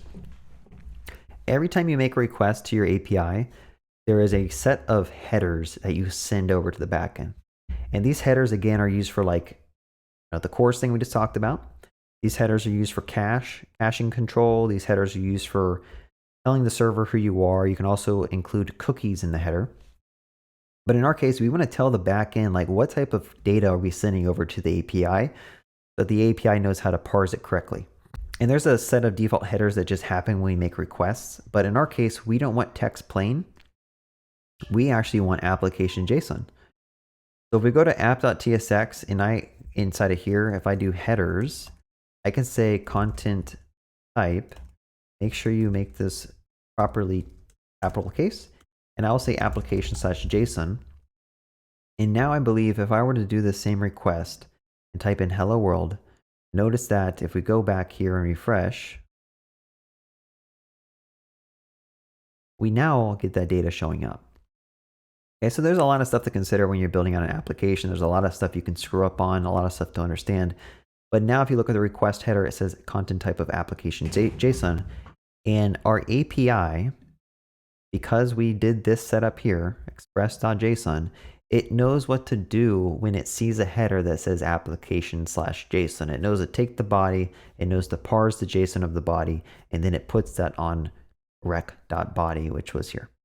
Lots of good important information to understand if you're new to backend development. And I know a lot of this stuff is probably going to go over your head, But again, just get used to the terminology because the more you're exposed to it, the more familiar you're going to be with working with APIs and stuff. All right, so we have successfully integrated the front end and the back end. We literally just saw that. We submitted the form, it creates data, and it puts it in our Atlas cluster. That's awesome. That's a major step in like understanding how all this stuff works. Because at this point forward, it's literally the same stuff over and over and over again with a little bit of tweaks. Like when this page loads, maybe we need to fetch some data from an API endpoint, and we can do that next. But I do want to point out that there is a bug. When I create the deck, we should probably clear out this this input, right? Like just clear it out if everything worked fine. And let's go ahead and try doing that. So inside of app.tsx, this fetch method is going to return a promise. If you hover over it, it'll tell you that it returns a promise here, which means we should probably make this an async function. We should probably await on it. And then when it's done making the request, we can clear the title out like this. Okay, so make the request, wait until it's done, and then clear out the input. So let's try it again, click create deck, and now the input is cleared out and everything is good. Awesome. So now what we need to do next is we need to just do that tedious process of just adding new endpoints and adding new functionality to have it fetch things from the backend.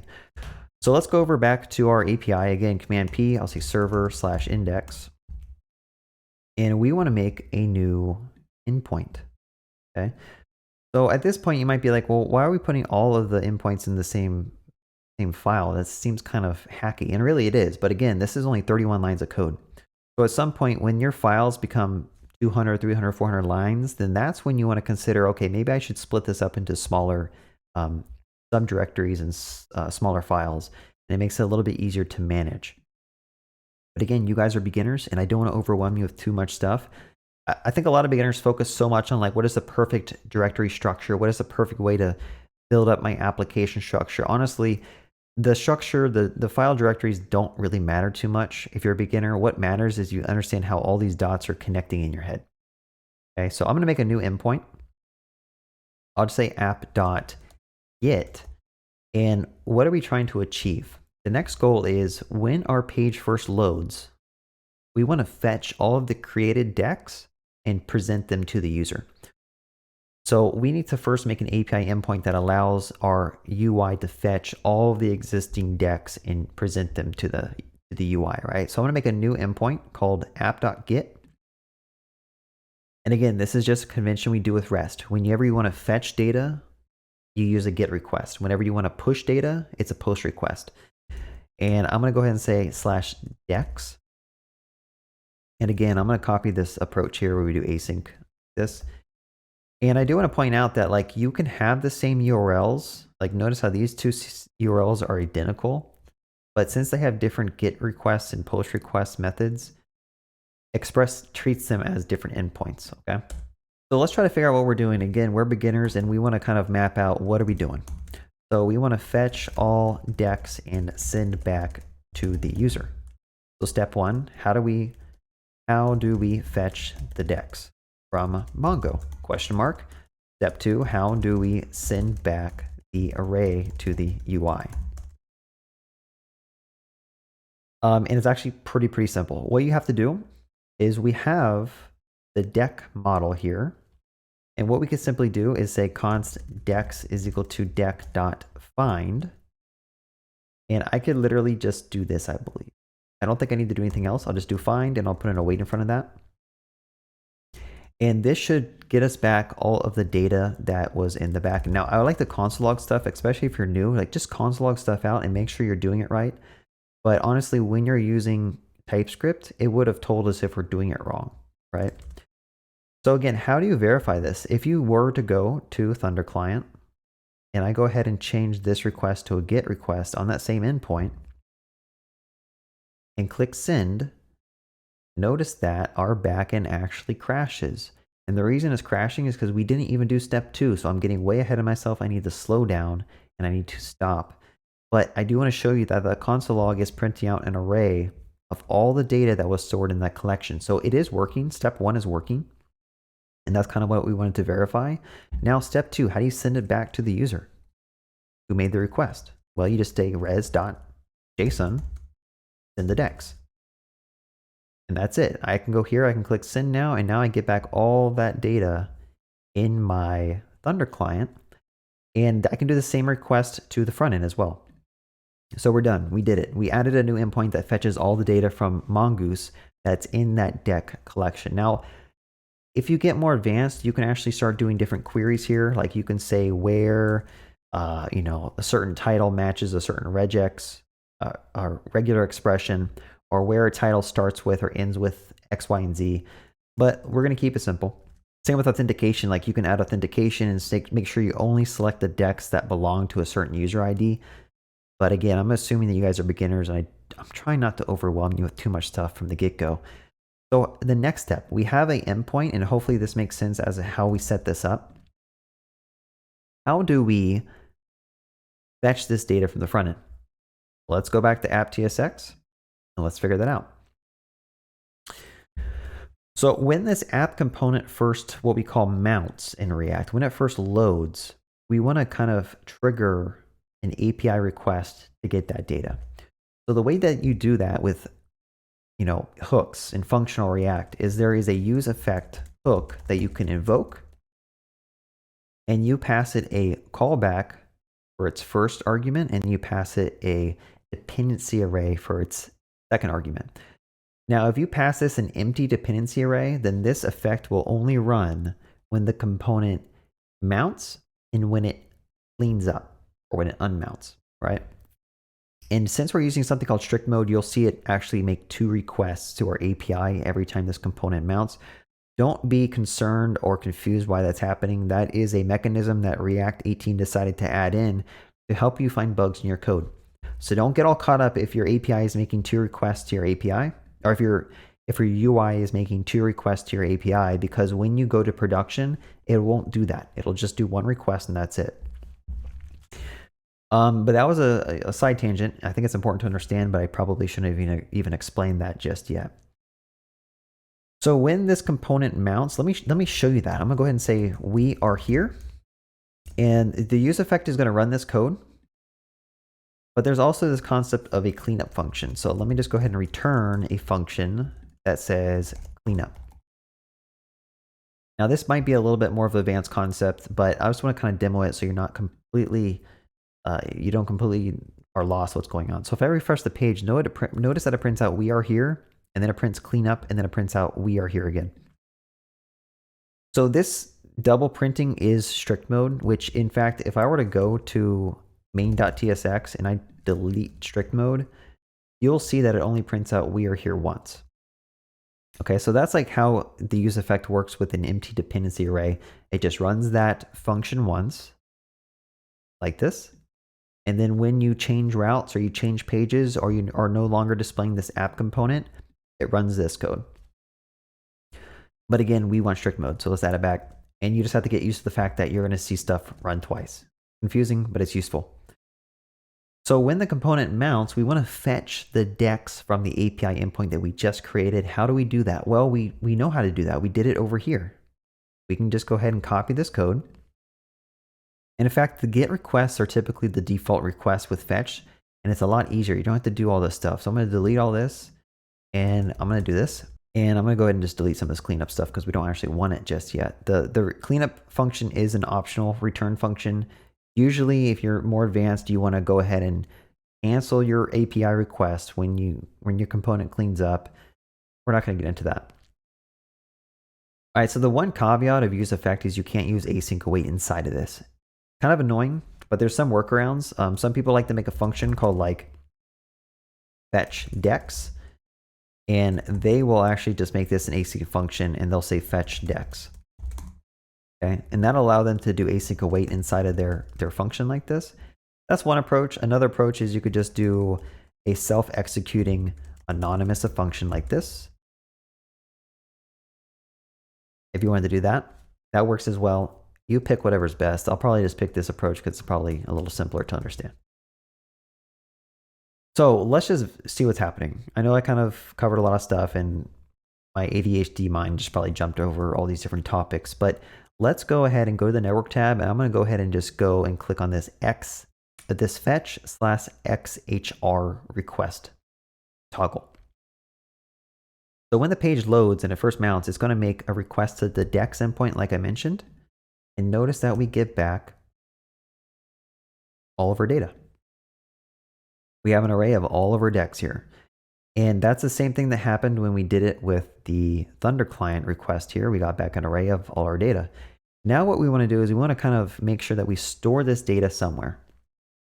If we plan to display these decks on the page, you need to use React state. You need to create a state hook that stores an array of this data. We know how to do that. We did it with the title, so we can just go ahead and say const decks and set decks equals use state, and I'm going to pass in an empty array like this. Now, one thing I didn't even mention, that if you're a beginner, you might be confused with, like, what is the syntax? This is something called array destructuring, where basically you can have an array on the right, like 1, 2, 3, and on the left, I can actually destructure every variable that's in that array into, or every element that's in the array on the right into variables on the left. So technically, what useState is doing is it's returning something like this. Okay. So on the right side, it's actually like making an array that has the first element is your value, let's say state value, and then your second one is your dispatcher. That's really all we're doing. Technically, you could like say index 0 if you wanted to get the value, or index 1 if you want to get the dispatcher, but that's just another side tangent. I'm sorry for confusing you all so much, but again, this is all super important information to understand, and the more you're exposed to it, the more you're going to learn it. So when the API request down here that we just wrote finishes, we want to store that information into that array. Okay, so again, we can say const new decks is equal to that, and I'll say set decks is equal to new decks. You could also put this directly in here if you wanted to. But typically, if this thing were to throw an exception, you want to catch it, you want to show an error message and all that stuff. But, oh, make sure you put new decks. I don't know why I put set decks. Actually, this is not how you do it. Good thing I'm using TypeScript, because this actually returns you an object that has a response.json method. So I actually need to do this. Okay. This is, again, I always recommend just use TypeScript if you're a beginner, because you're going to mess up really basic things that TypeScript will like yell at you about. So fetch returns an object that has a .json method, and to get all of the array of decks, you actually need to call response.json. Okay. I've seen people do it like this. If you know anything about promise chaining, you could do it like that. And like this could be new decks here. That's another approach. I think it's easier just to do what I did. Just if you guys wanted to be exposed to different ways to like do stuff. So now when this API request comes in and it's done loading, we're going to set that array of decks inside of our state. So again, if you go to your components tab down here, which you should get familiar with using, and click on app, notice that we have an array of all of the deck information. And now the last step is, how do we display that to the page? Well, this is going to be the fun part. We are going to go down here and we'll do it above the form. We're going to make a component, or we're going to make a div called, we'll call it decks. Okay. And what we're going to do is we're going to map over all of those decks that we just got back. So I'm going to say decks.map. Map is a function that we use in React to basically loop over a collection of elements and then return new JSX for every entry in that array.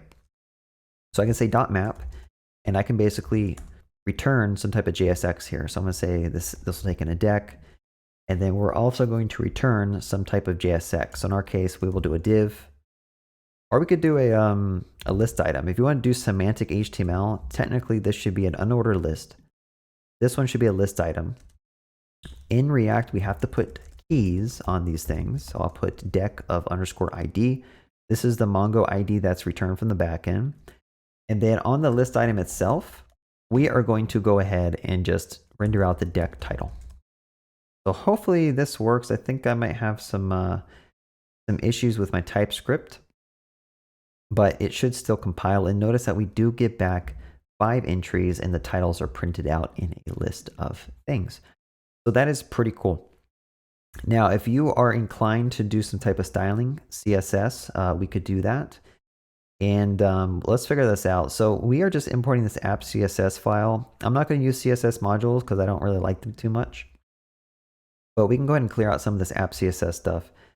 I don't think we really care about it. So one way that you can kind of render out these cards is you can use CSS grid. So I'm going to make a .decks selector. So this will target the that Decks class that we just created down here. So notice that we said class name Decks. We're going to kind of style that. Now the way you can style it is you can say display of grid. And I'm going to say grid template columns, repeat one, and then I will say one FR maybe. I'm also going to give this a hard-coded width of like 500 pixels and a margin of 0 auto. Now, if you're not really familiar or experienced with CSS, what I'm doing is I'm saying every time an item is rendered out, put it in a grid. Now, I do believe there is an issue with what I'm doing. I think I need to change the LIs to not be display list item. So I'm going to go ahead and say Decks LI display is block. Okay, so that's a little bit better. Now, for some reason, it's still not styling them with a CSS grid. So I think I need to figure out what's going on here. Oh, okay. So the issue is I did repeat one. So sorry, I just noticed my camera said I was low battery, so I had to turn off that notification. So I apologize for that. But sometimes I go too fast, and it's good to just take my advice and just slow down, breathe, think through your problems, think through what you're trying to solve. So in our case, we actually need to put 3 columns, right? 1, 2, 3. So I need to say repeat 3 times. And the 1FR is basically saying expand these columns to meet the full width of the container. So the container is 500 pixels, and we want to split it up into 3 columns. In fact, if I made this like 600, that means every column would be 200 pixel width. And then the margin 0 auto is just going to center this on the page. So if I go back here, notice that we get 3 columns, 1, 2, 3. And if we actually styled these things as cards, it would look a lot nicer. So let's try to do that. I'm going to go ahead and say this will be a display block. I will say width is, I don't know, 80%, height of 300 pixels. I will say border is 1 pixel solid white. Let's make sure that shows something. Now I am zoomed in a lot with my page so that you all can easily see stuff. But what I'm actually going to do is I'm going to reduce this to like height of 100. Okay. Maybe 120, 130, I don't know. And we're going to make this an actual card. So let's just go ahead and say, what we could do is we could do background 1 pixel solid white. Oh wait, what am I doing? Background white. Let me slow it down. And then notice that there's no space between these 2 cards. What we could do is either add some margin between them, or I think there's a way to just say grid gap of 10 pixels, and that should space them out a little bit better. Okay. And if you look at the actual container, what I actually don't need to do is I don't need to specify a width here. I'll just say width of default. And now we have some cards. What you can also do is you can find like a CSS card generator, and you can find like a nice styling to make your cards. Okay, I guess box shadow would be good. Let's just click here. Sometimes don't try to like do it all yourself. Like find a generator online, and that'll basically help you out. I don't think this is the best generator, but I'm gonna go ahead and just like do something like this. And what we could do is grab that styling. Just go ahead and grab that real quick. And we'll paste it into our card and see if it looks good or not, or if we're just kind of wasting time with our styling right now. Sometimes it's fun to play around with this stuff, but other times it's kind of annoying. So I'm actually going to make this white and see what happens. Okay, so that's a little intense. Maybe we'll do like 999. Make a little gray or DDD, and I'm going to reduce this to like 5 pixels as well. I don't know. It looks pretty whack. All right, how about not the box shadow? I'll just keep this simple. I'm just going to say border radius 10 pixels, and that'll kind of round it as well. Keep it simple. Sometimes if you can literally spend hours trying to style stuff. And if you don't work with a real designer or UX person, like as a developer, I don't care about that stuff. I just want it to look like somewhat good. And then I can hire someone to like make it look great. I can hire someone to make it look real polished and real snappy. But for me, I just want the functionality to work. Also, this create deck button is like pretty hard to see. So I think this might be styled somewhere over here. If I go to the button, I can make this like white and then make this color black. That'll make it easier to actually see. Accessibility is important. Again, if you can't see it and you're colorblind or if you have bad vision, you want to make sure the contrast is good. And then also, let's just go ahead and add underneath the decks. We could add some margin to space out the decks from the form, or on the app itself. What a lot of people do is they could potentially, this is a class. What they could do is they could say display a flex, and then flex direction is column, I believe, and then gap of 10 pixels. I believe that's how you can space stuff out with flex. And notice that there is a space now between these things, which is a good way to kind of add some spacing. And you could do the same thing with this. You could use Flexbox for spacing this out. This is a form. So if I said app form, I could say display a flex. I could say gap of 10 pixels. And that should also space out the form a little bit. But now align everything to the left. There's different ways with using Flexbox to like center stuff. I think it's justify content is center maybe. There we go. And then you can also say align items center, I think, and that'll kind of align everything. Cool, so now we just need to render out the text because, well, the text is there, it's just really dark. So inside the decks, we could say color of black. And now we have our cards. We have our decks. And if you wanted to center that too, you could do that. So like, again, there's different ways to do it. You could say inside the list item itself, we could potentially make this a, let's see what's in here. Hold on. All right, so inside the list item itself, we could potentially just give this list item a display of flex.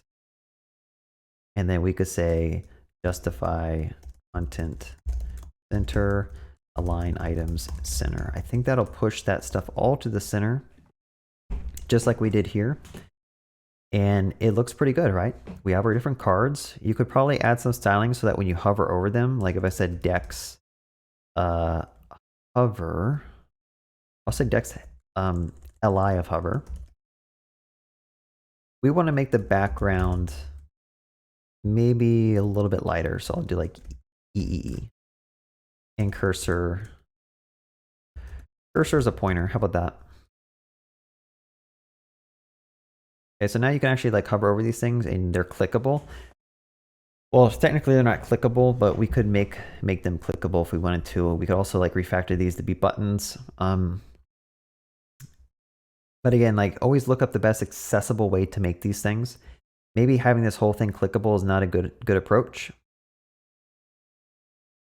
But instead, the text inside of it, like this should be an A. Like some type of clickable thing. Anyway, let's fix this TypeScript error real quick, and then we're going to commit everything we did because we did a lot of code changes. So if you're using TypeScript, it's very important to type the things that you're storing in your state. So in our case, we could say tdeck is equal to, our type tdeck is equal to title, and that's going to have a string as a property. So what I'm going to do is I'm going to say this state variable stores an array of tdeck types, and then also has an ID on it. So underscore ID is a string. Now if I scroll down here, notice that all those TypeScript errors go away. And then also as I like do deck dot, I get the IntelliSense that like tells us what to do. All right, so we made some good changes. Let's just commit. I'm going to say add everything, and then I'll say working on showing the decks on the landing page. Go ahead and commit that and sync that up. All right, so we have basically added a way to create records or create resources in our MongoDB database using a push request. We have figured out how to retrieve using a GET request endpoint all of the decks that are in our system. All the decks that are in our system. And now we want the ability to basically delete them, right? So we want to kind of do the normal CRUD operations. And sometimes if your application is simple enough, you don't even need update. Like maybe at some point you want to be able to come in and update the title of these cards. Maybe we can do that as well. So we do like cover all the CRUD aspects. So let's just go ahead and start clean. I'm going to go ahead and go to the server and go to the index. And let's add an endpoint for deleting the card. Okay, so let's say you made a deck and you just don't care about it because you're learning about Golang and you just hate Golang and you want to get rid of all the information that you're storing in your flashcards. You can make a new endpoint. So I am just going to go ahead and go down here and say app.delete. And we are going to do a delete method on decks slash, now this is something new, so listen up, colon deck ID. Okay. So what we're doing is we're telling Express that someone can actually put a dynamic value in the URL, and we're going to use that dynamic value to get the correct deck and delete it from Mongo. Okay, so again, it's good if we list out the to-dos. I will say get the deck ID from the URL, delete the deck from Mongo, and then finally return the deck, return the deleted deck to the user who made the request. Now this is typically the convention. When you delete something, you return the thing that you deleted. Well, let's figure out how to do this. So in Express, if you wanted to get whatever this deck ID is, you can say const deck ID is equal to rec.params.deckID. In our case, if we're trying to delete deck 1, you do a delete request to deck/1, this will be set to 1, right? So this will be a number. And then we want to delete that from Mongo. So how do we do that? Well, we can say deck dot, I think there's just a delete 1. There might be a delete 1 by ID as well. Find 1, find by ID and delete. This is probably the one we want. So find by ID and delete.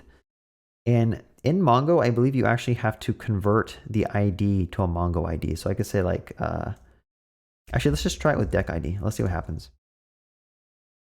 I think we can just go ahead and say await on that. And then I can say const, I'm just going to say res.json. And then I'll say message successfully deleted the entry. Now, the proper way to do the delete request, at least one standard I've seen, is that you want to actually send back the thing that you deleted. Now, I don't know if this is going to give us back the one we deleted, so we might need to just print out what deck is and see what happens. But at this point, we can get rid of all the to-dos because I think we might have solved this problem. And we're going to go to Thunder Client. And let's just try to delete this first one that has no title because that's bad data. So let's change this request to a delete. And I'm going to say slash and then paste in that ID. And then if I click send, let's see what happens. So we got back the object we deleted. We got back a status of 200. So I think everything's good. If you were to switch this back to the GET request and just do it on the main page, notice that that entry is now gone. So we've successfully deleted something from Mongo just by using 3 lines of code, and that is now gone from our database. Super, super cool. So now what we want to do in the front end is we probably want to add some type of X button so that you can delete these things from the UI. So let's load up the app.tsx that we've been working off of. And I'm going to go ahead and inside the deck itself, I'm going to add a button somewhere. So let's just go ahead and this. I'm going to add a button. I'm going to make it X, and then I'm going to say on click, we're going to call a method called handle delete deck, and then I'm going to pass in the deck ID like this. Okay. So when someone clicks on this button, we are going to try to call the function that we haven't created yet. So let's go ahead and go up here, and I will just go ahead and say async function handle delete card, and this will be a card ID, which will be a string. I'm sorry, deck ID. And what we want to do is we want to make a delete request to the backend, which is going to follow the same paradigm as this. So I'm going to go ahead and copy all this code. I'm going to put it in here. Instead of doing a post request, I'm going to do a delete. And then instead of decks, I'm going to say decks/deck ID. And I'm going to change this to a backtick so we can do JavaScript string interpolation. We can't send bodies on delete requests, so I'll get rid of that. And I don't even think we need to put headers here, so I'll delete that as well. So that'll delete the resource from the backend. And I think we could try this out and see what happens. So I'm gonna go ahead and just click this X button. And then I'm gonna refresh the page, and it did get deleted from the backend. So there is an issue where I have to like refresh the page, which is kind of annoying. We'd probably want the UI to just delete it for us. There's two ways you can do this. You could basically, after this delete request finishes, you could refetch all your to-do items. Probably not the most performant. Or you could do something called optimistic updates, where you basically just go through this Decks array and you delete the one that you manually just deleted. So let's just do the optimistic updates approach. So if someone tries to delete the deck by ID, I'm going to go ahead and just try to filter out. So I'll say set decks as decks.filter.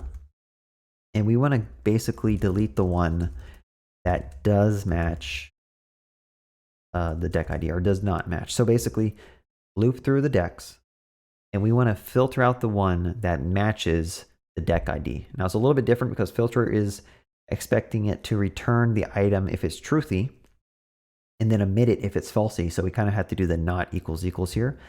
But now let me show you what happens if I click on this X, these items go away. And now I can just say create A, create B, create C. Now there's a bug that we just saw here. When you create the item, you probably want to add that into your list, right? Again, we could do some type of optimistic updates here so that when we try to create a new deck, we could do something very similar. Now the issue is we don't know what the deck ID is, but we can get it here. So I can just go ahead and say const response is equal to this. I can say const deck is equal to await response.json. Remember, we talked about how you have to do this with the fetch request. You have to do .json. And then I could say set decks, and I could say new array, because in order for React to re-render arrays, you have to pass it a new array reference, basically. So I'm going to create a new array, and I'm going to spread the old array into that, which basically takes all the elements of decks and just puts it into the new array. And then I'm going to append the deck that came over from the backend. Okay. Let's try it again. A, B, C, and then D, E, F. There we go. Now I can delete these things, and everything is working beautifully. Now the last finishing touches is this X probably should be in the top right, and it shouldn't be so big. So let's see if we can style this. Let's go to app, app.css. And I'm going to say for any button, so I'll say .decks li button. We are going to basically give this a position of absolute, and we're going to say the width is 10 pixels, the height is 10 pixels, and then the font size could be 16 pixels. Let's see how this works. And then also we probably need to say top is 0 and right is 0 pixels. Maybe even 5 pixels to bring it in a little bit. Does that make sense? So that should have put the X, you'll notice that's putting the X in the very top right. My head is actually blocking it, but it's actually on the top right of my screen, which is not what we want. Like, why is it up here? That's really weird. The reason this happens is because in order to have this properly be positioned, the parent needs to have a a position of relative. If I do that, the X is in the right position down there. So that's good. But it's still a little bit off. I don't know why the X's font size is so large. It's always good to go in the dev tools and like play around with different stuff. Like you can, try to scale it down and see if this is good. The height probably should be, width and height we don't need to set, but font size, let's just do that. Don't need a width and a height, but font size, let's just make that like 14. So it's not as giant. Okay, maybe 10's better. Cool. And again, I don't really like the hover I added to that, so let's just go ahead and remove that hover. It's kind of annoying. There we have it. So now we have a way to add decks, remove decks. I mean, this is just a glorified to-do list application at this point. So let's go ahead and dive into, how do we actually add cards to a deck? We have ways to add new decks, delete decks, which is great. But how do you, if I were to click on this deck title, I want to view all the cards that live inside this deck. Okay, so like we want to be able to store flashcards inside of decks. And in fact, maybe I should kind of put realistic data here. Like I say, like JavaScript keywords. So we want to make a deck that's all about quizzing us on JavaScript keywords. And what we could do is we could bring in React Router. React Router is pretty popular. So let's try to look at the documentation and figure that out. Again, everything I do is live. So let's figure out how to get this going. Let's go to examples, maybe it'll tell us. Nope. Let's go to tutorial, maybe it'll tell us. So there's a lot of text here, but really it's a lot easier than they should have explained this in a much easier way, like a getting started guide. Really, you just need to install React Router DOM, I believe. So if I go ahead and go to my client, let me open this up so you can see it. Go to my client, I'm going to install React Router DOM. And we're going to read through their examples of how to get this going. So very similar to the backend where we have different endpoints that do different things. You can do the same approach on the front end where different URLs will show different things. We're going to follow this approach. So all the code in green, he's saying go to main.jsx, so main.jsx. And we're going to go ahead and put that stuff there. And we're going to go ahead and grab that as well, the create browser router. And we're going to put this here. Okay, so instead of having app displayed here, we are actually going to put app here. And then whenever someone goes to the slash URL, it should display app. So let's make sure this works. I'm going to go ahead and rerun the this code. And hopefully this works. I'm going to go ahead and just refresh the page. We get the same stuff, but I want to verify that if I were to make a new page, such as the deck. Okay, so like, for example, let's say we wanted the ability for someone to go to the path decks slash deck ID. I'll have to go and read their docs about how to like get this stuff set up. But let's say we want to display a new page called like deck. And in this case, I'm going to go ahead and make a new component here called deck.tsx. And it's going to export default function deck like this. And this is going to return a div that says hello world or something. Something super, super basic that we can actually just verify this is working. And then again, auto import what you want. So now the idea, if I go to deck/123, it says hello world. So now we have two pages that the user can actually navigate to on the React app, and we can display different information based on what page they're on. So to kind of connect it all together, when they click on this JavaScript keywords, we want to redirect them to that new page we just added in, which I don't remember how to do. So let's just go through, figure that out. Now, usually there's like a link component you can use, which it looks like you do this. So I'm gonna go ahead and just import this link component. And if I go back to app.tsx, we're gonna go to our cards. And where we have title here, I'm actually going to add a link to decks. And then I'm gonna put deck_ID. So that'll actually redirect us to the correct page when they click on the card. And again, if stuff's highlighted in red here, make sure you auto import it from wherever they tell you to do it, which I guess it's here. I'll go ahead and do that. And we don't need outlet. So let's just go ahead and import that and see what happens. So now if I go back to the main page and click on JavaScript keywords, notice that we are redirected to the right page, and we can actually use our browser's back button to kind of navigate between those pages. Pretty easy to get set up. That's pretty awesome, right? Now, as I keep looking through this code could be cleaned up a little bit. We have different fetch requests which are getting hit by hard-coded URLs in different places. And if we decide that we wanted this to be on a different port, we'd have to go and update 3 different places in code, which is a pain. So often what we do in code is we find ways to dry things up and abstract things away. So I'm gonna make a folder called API, and I'm gonna go ahead and just make methods that we can use for fetching data and deleting data. So I'm gonna say get dex.ts, and we're gonna take this code and we're going to abstract the fetch method away from the component and also the URL from the component. So if I were to paste this code here, I'll say export const get dex is a function. Actually, I'll say export function get dex like this. And that's going to do this. Now right now we're just doing some code cleanup and some refactoring, but this is going to take in a title, which will be a string, and then we're going to return response.json like that.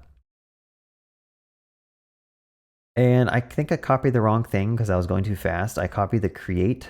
So technically we could just rename this one to create deck. How about that? Create deck. And we're going to rename this to create deck. Okay, that looks good. Same thing, we're going to get one with the get decks. And we're going to go ahead and just copy this one. So just copy all that code in like so. And then we're going to make sure that we return response JSON here. And it doesn't need a title. We don't need a title. We don't need to call it get deck. We need to call it, or sorry, we don't need to call it create deck. We need to call it get decks. And then finally that last method, which was deleting. So let's go ahead and copy this as well. And I will make one called delete deck. And then export function delete deck. And then this needs to take in a deck ID, which is a string. Okay. So that all looks pretty good. Now, some people like to have a single file called decks.ts, and then they'd have these methods inside them. I like having all my methods separated because, I don't know, I just like it that way. You don't have to follow my advice. You can do your own thing. I invite you to find your own path of like how you like to code, and don't just blindly follow other people. If you like doing something a certain way, then do it that way. I think it's good to have confidence in your own opinion of how like code should be set up. So I'm going to go ahead and call that delete deck function now. And this is going to keep this code void from the fetch keyword. You don't want your components to know how stuff is being fetched from the backend or where it's being fetched. You just want them to call methods that do stuff. And behind the scenes, those methods are abstracting away the mechanism for persisting and fetching data. So down here, we are also fetching the decks. So I can go ahead and say get decks like this, auto import that. And this one, I probably just need to type a little bit. So if I were to go ahead and make sure that this thing is returning a tdeck array like this, remember that we defined some tdeck data here. I'm gonna go ahead and just export it. And in fact, I'm gonna put this inside of the get decks file here so that this is more coupled to the data itself. Oh, let me do a promise here. This needs to be a promise. This tdeck type is more coupled to the data in the backend, so like it makes more sense to live in the API folder in my opinion than it does in the app folder.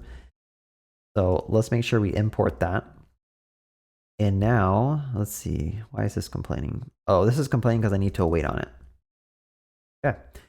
And now the last method here, this was for creating the deck. So I'm gonna go ahead and just say await create deck, pass the title, and I will delete. Yeah, I'll delete all this code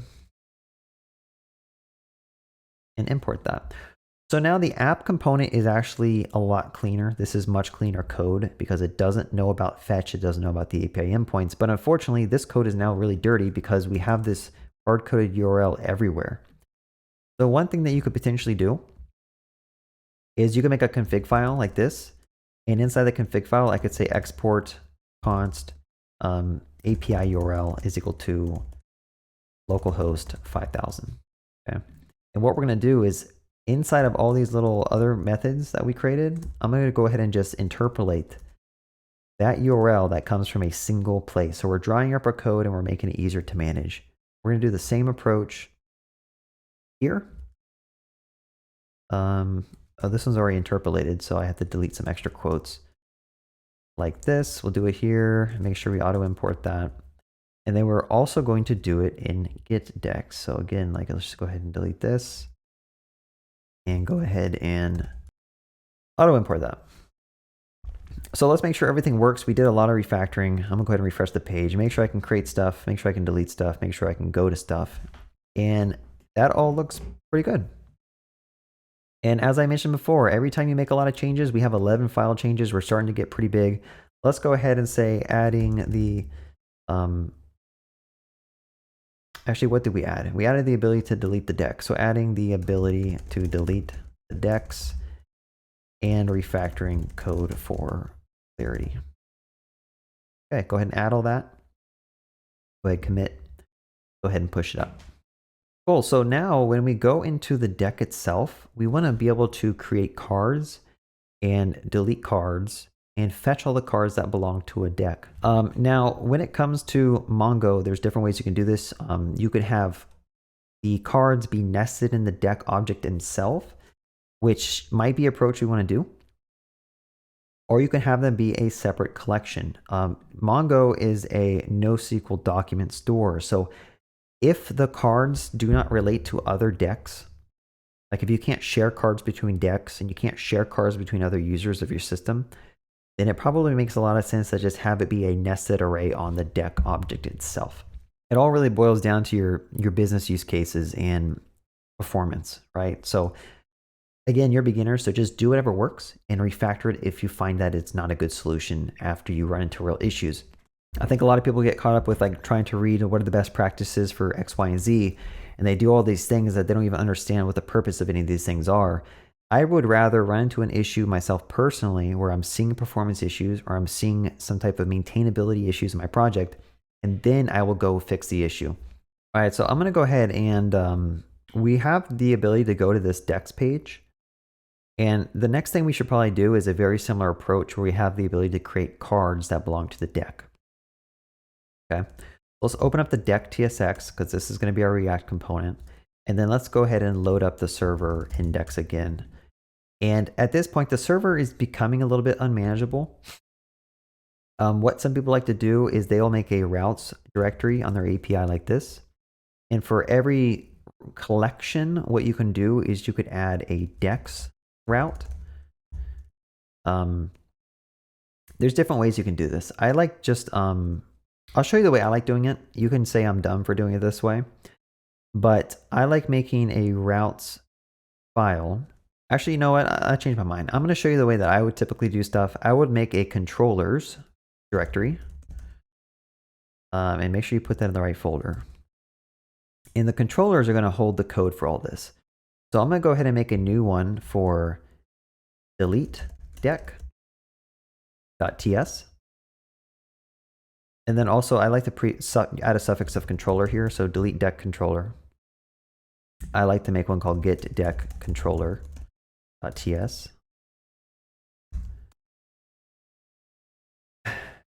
And then I like to make one called create deck controller.ts. Now you might ask, okay, why are we doing all this? What I'm going to do is I'm going to pull out the logic for all this. So this is going to be our get decks. And I will say export const, our export function get decks controller is going to be a function that looks like this. Bear with me. Let me just clean this up a little bit. And I want to make sure I import all the right things. So let's go back.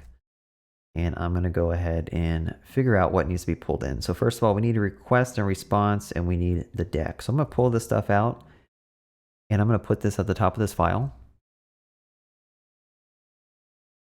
Like this.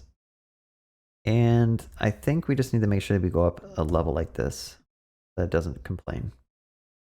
And we got some syntax errors. By the way, if you're watching me code, usually wait until like the code looks all non-red, and then that's when you really pay attention. But when I'm live coding, like there's stuff I have to fix along the way. So all we did was we took that function out and we pull it out into a separate file, and that makes your code a little bit more manageable in my opinion. So instead of calling this inline function here, you want to pass in your controller. Like that. And we're going to do the same approach for the creating the deck. So I'll open up create decks controller. I'll say export function async function create deck controller is a function that does this stuff. So we need those arguments. Then we have to delete some of the stuff. And again, we can pull in some of the same shared responsibilities that we need to import. And there you have it. So make sure you import this thing over here like this. And then finally, we're going to do the same thing for the delete decks controller. So delete decks controller, export async function, delete deck controller. Go go ahead and paste this in, grab the arguments like so. And also make sure that the imports are pulled in from the other file. And then finally delete deck controller. So once you get into this habit of like, this is how you're going to set up your files, it makes it a little bit more manageable because now you have a single place you can just look at your routes and your endpoints. And then to actually see the controller that's handling that request, you can just go and dive into a single file that shows you that code. Now, when you make refactorings like that, like make sure you go and double check you didn't break anything. So I'll create stuff, I'll click stuff, I'll delete stuff, and it still looks good. So that's what I would recommend doing if you want to keep your code a little bit cleaner. Now, there's different ways you can set up your Express app. Just do whatever you find the best way. Okay, so what I'm going to do now is we want to make some controllers for handling the cards. And again, like I mentioned, with MongoDB, there's different ways you can do this, and there's different performant ways to do it. And what I'm actually going to do is I'm going to try to nest the cards onto the deck themselves. Okay, so I'm going to make a new controller called create card for deck controller. Might be a little bit verbose, but hey, that's fine. And we're going to go ahead and copy this method over here and paste it in. So create card for deck controller. And what this is going to do is we need to actually find the deck that was requested. There's actually two things I'm gonna do real quick. So I'm gonna make a new endpoint, and I'm gonna go ahead and just say app post decks deck ID, and then I want to say cards, and I want to say create card for deck controller. Now again, like I mentioned, there's different ways to do this. You could have potentially made an endpoint that was for post at, like I could have done app.post cards like this. And then you could hit that endpoint to basically save new cards. But cards is going to be a nested resource of decks. So it doesn't make sense in my head to do that. So I'm going to go ahead and just make a create card for deck controller. And inside of this controller, we want to first get the deck ID, which again, we kind of saw before. You can get that from rec.params.deckID. And then we want to fetch the deck from Mongo, right? So I can say const deck is equal to deck.find by ID, and I'll pass in the deck ID. And now what we want to do is when someone tries to create a card, that card information is going to be on the body. So I can say rec.body. And then what we could go ahead and do is inside the deck model, which we haven't set up yet, we want to basically add some cards here, and that could be an array of, in our case, we'll just keep them strings. I think that should be fine.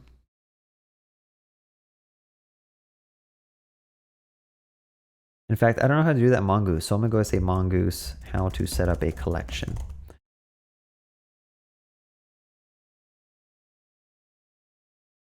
Actually, I'm saying Mongoose, how to set up model with array. Introduction to Mongoose arrays. So it looks like you just do this. That's interesting. So you need to say it's an array of string. We're going to keep this super simple. Okay, so when we create a card, I could just call it card text, I guess would make more sense. Actually, we're going to pretend like the payload requires an object that has text in it. So the card text will come over in the post request in a card property. And we're going to say deck dot, and we're going to say cards dot push. I believe we can just pass it in that text array. And then finally, we want to save this. So I'm going to go ahead and say deck of save, and then I'll wait on that. And then I believe I could just return back the deck. Or in this case, we could, yeah, let's return back the deck. It should be fine. Make sure you await on this because you need the await to get the deck. And this one, it's saying deck is potentially null. So to make this more proper in TypeScript, I could say if there is no deck, I could return res.status of 400.send no deck of this ID exists. So we're getting kind of like error handling with the API endpoint, where basically if you try to request this or do this function on a deck ID that doesn't exist, the backend's going to throw an error. But let's try this all out. I mean, I think this should work. We basically find the deck by deck ID. If it doesn't exist, we throw an error. And then we get the body, the text that's in the body payload. We push that into the cards array. We save the deck, and then we send back the deck. Again, it's always good to test your code after you write it because it doesn't always work the first time. So the first thing I'm going to do is I'm going to go ahead and just do a request to get the decks. And then I'm going to go ahead and get the ID, and I'm going to say decks.cards. And I want to do a post request here and make sure in the body, we're going to send some JSON that says text is what is up. So now if I do a send request, every time I do this, we actually are injecting cards into this Mongo data structure, which is pretty cool. And what we could do is we could try to display that in the UI, or we could try to hit this API endpoint from the UI. So again, let's go to that TSX component that we created called card.tsx, or deck.tsx, I mean. And let's just slow down a little bit because I think I'm getting ahead of myself. Okay, so what do we want to do? We want to basically give the user a way to create cards and put them on this deck. Well, we just created an endpoint that allows us to do that. So now let's kind of follow the same approach we used for app.tsx in this API directory. And we're going to copy most of this code and we're going to delete the stuff we don't want. So I'm going to go ahead and just copy all that code. And I'm going to go ahead and copy most of this code as well. And the great thing about TypeScript is it's going to yell at you if you don't need some stuff. So we do want to keep the handle create, and the use effect will probably come later. Actually, all this stuff is going to be used. We're going to do the same approach for a lot of this stuff. And we could find a way to dry this code up in a little bit. But I know this might be a little bit overwhelming if you're a beginner and it's like, okay, I'm copying all this code over and commenting out, but I know we're going to need this code in the future. So I rather just start with like very similar stuff and we can change it up as needed. Okay, so we don't need decks.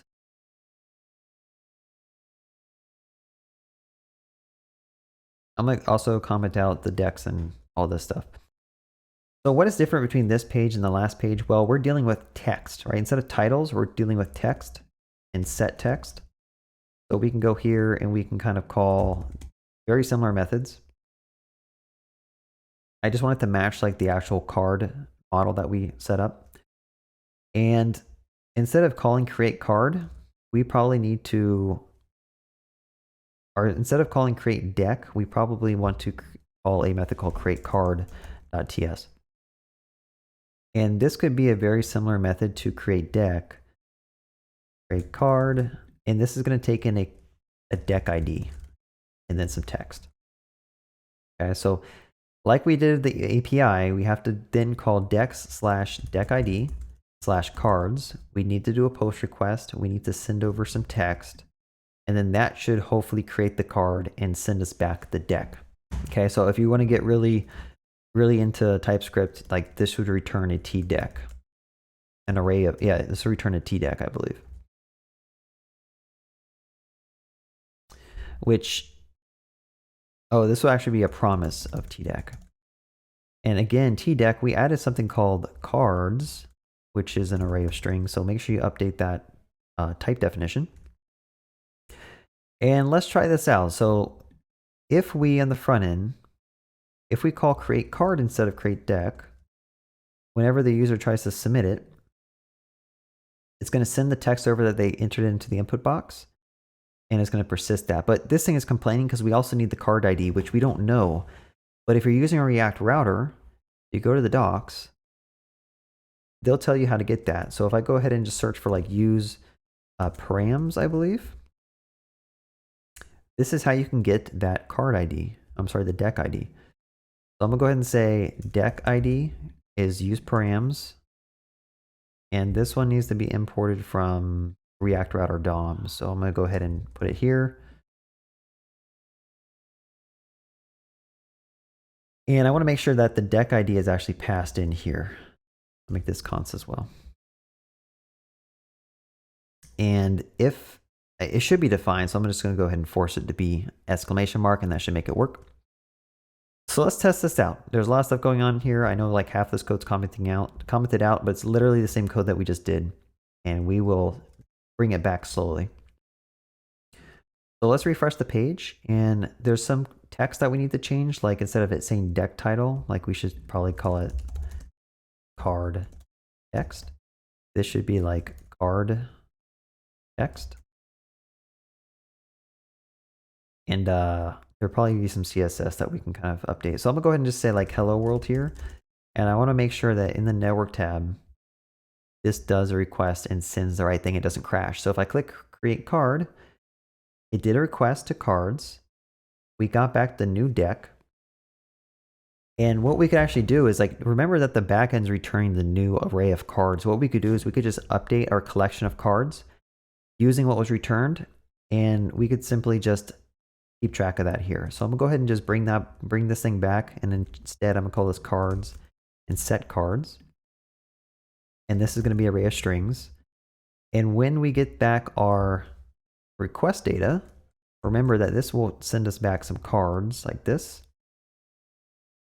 I'm going to rename this so there's not like a naming collision. I'm going to say like server cards. And I'm going to go ahead and say set cards of cards and server cards. Oh wait, yeah, I'll just do this. I'll just set it equal to whatever comes back from the server. Simple enough.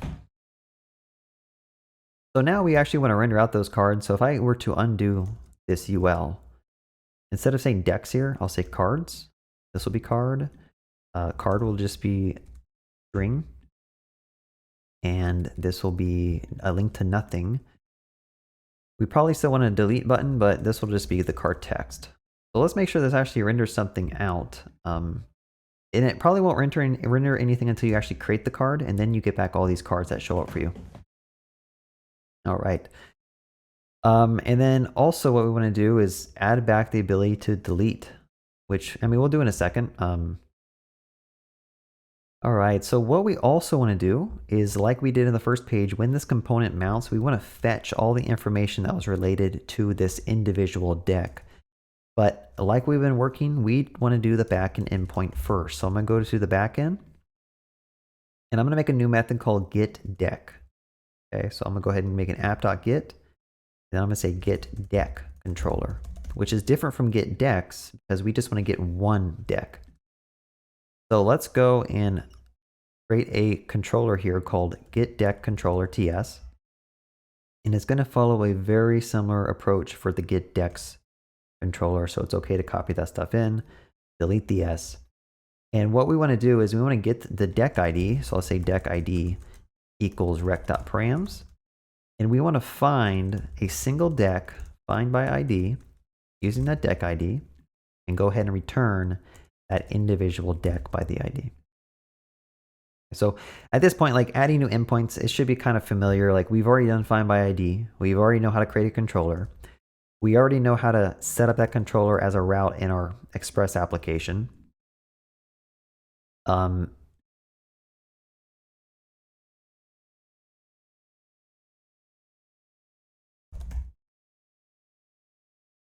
Don't know why this is complaining. It can't seem to auto import this file for some reason. So let me just do it manually like so. But now we have a new endpoint that we can call when this deck component loads. So I'm gonna go ahead and just call this, but we don't have a method for getting a single deck. So I'm gonna make a new one called getDeck inside of this API folder. I'm gonna follow a very similar convention of getDecks probably, like this. Make sure you import tdeck. That's just gonna return one tdeck. And I'm gonna call it getDeck, and I'm gonna say deck ID is a string. And we need to make sure that we call the right endpoint. So I'm gonna say deck ID, do a fetch request, and we'll return the data. So now in the component itself, instead of getDecks, we will call it getDeck. And I will go ahead and use that deck ID that was originally set up here. Okay, so fetch the deck ID, and then I'm gonna say new deck, set deck, new deck. Now, I don't think we're keeping track of the deck, which we probably should, right? We might want to display what the title of the deck is at the very top of the page. So I'm gonna say const deck and set deck like this equals useState. That's a tdeck. And that's going to be an empty object to start off. Okay. And what we're going to do Actually, I'm gonna make it null to begin with, and this could be nullable. Or undefined, you could do that as well. And when the component mounts, again, we're gonna use that use a fetch or use effect, and then we're gonna fetch the deck. And then we're gonna call get deck using the deck ID, which for some reason it could potentially be undefined. So really we should probably put deck ID down here in the use effect, and then we can say if there is no deck ID, we can return. So this is the first time we saw an instance of like putting something in the dependency array. And what this is going to do is the use effect is going to rerun anytime the deck ID changes. And we probably need that. But if it's not defined, like we don't actually want to fetch the deck. But in our case, we can actually put it down here. Let's just do that so it stops complaining. All right, so I know a lot of stuff just went on right there and I kind of rushed through it, so I should probably slow down. But now, what we could do is, since cards was a separate array, which is probably fine, what we should do is when we get the deck back, we can also say set cards is equal to new deck.cards. Okay. So now when the page loads, if I refresh the page, we get back all of the cards and we display them to the page. So now we have the ability to create cards, fetch the cards, and now we should probably add the ability to delete the cards, which again, it's going to be just copy and paste a lot of code, and we're almost there. So let's just go ahead and add a new delete request here to a card ID. Or you could do a card index. It is really up to you. Again, we're storing like strings, so maybe it makes more sense to put like the index of what we're trying to delete. And I'm gonna go ahead and say delete card on deck controller. And we can go ahead and see if we can implement this. So we'll go ahead and rename this to delete card on deck controller. And go ahead and rename this one to delete card on deck controller. Go ahead and fix my phone. My battery's getting low. And same thing, like we need to get the deck ID and we also need to get the card ID. I guess we call it the index, right? Yeah, we call it the index. So I'm gonna call this index and I'm gonna get that from index. And then basically we find the deck. If there is no deck, we throw an error. And then what we're gonna do is we're gonna basically set the cards array and I'm gonna splice out the card that's equal to the index. So I could just say index 1. And this is going to be a string, so I do believe we need to parse int this thing. And then we could save the deck and return the deck. So all we're doing is allowing an API endpoint to basically delete the index from the Mongo collection. Now there's different ways to do this. I'm just doing the first way that works, but this will work as well. But you could probably find a way to just update the deck and splice out something from the underlying collection if you want to. So let's auto import this method here and make sure that we can call this from the front end. I'm going to go back to the deck.tsx and we have all this delete functionality that we can just bring back. And I'll call it handle delete card. And then this will take an index, which again would be a number. And we're going to go ahead and call delete card, which takes in a deck ID and an index. And we don't have that method, so let's go to the API and I'm going to make one called delete card TS. And we're going to go ahead and copy the delete deck functionality like this. So it's very similar. Delete card. And as you notice, like at this point, it just becomes a tedious thing of like you're literally copying, pasting code, doing the same approach over and over and over again. But once you've gotten a hang of like the first couple of endpoints, that's literally what web development becomes. You make new endpoints. These endpoints do a little bit different things. You maybe interact with third-party services. But for the most part, like that's just how it works in this industry. Okay, so again, like we have a method called delete card and we have to pass in cards and then also the index here. Same idea, we do a delete method and that's going to hit the endpoint that we just created and we'll verify if it works using the UI instead of Thunder Client at this point. But going back to the UI, let's just go ahead and import that. And we could also do some optimistic updates if you want to just delete the cards directly from the list. Like you could say set cards is equal to cards And then I could probably say splice index 1, maybe. And then also, like, when you click on the button here, let's just go ahead and make sure that we have the index.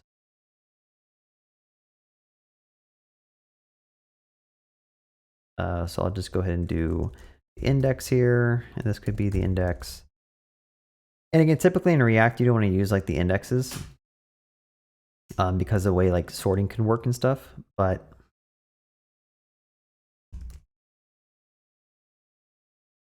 yeah, so now when you click on the X, it should delete the card from that array and then also make the backend AP request. So let's see if this works. I'm gonna go ahead and click what is up, and it actually deletes, it looks like it deleted a lot more than one, which might be problematic. Let's go to the API and figure out what do we just do. So splice is supposed to remove one element starting at this index, and then it should save that. So I don't know if maybe the UI is just doing something kind of funky, which I think it might be. Let's go back to deck. And we're basically taking all the cards we currently have in our array. We are going to splice out the index that we kind of wanted it to. And that should be it. I think it makes more sense. I think the issue is that this key here, like you need to make sure you set this to the index and not the card string, because we had different cards that had the same string on them. And it might make more sense to also just add a unique identifier to every card. But now I think we can, let me refresh the page. Okay, let me check something real quick. If I click the X, it should only make a request to delete index 0. And then we should get back a new cards array here.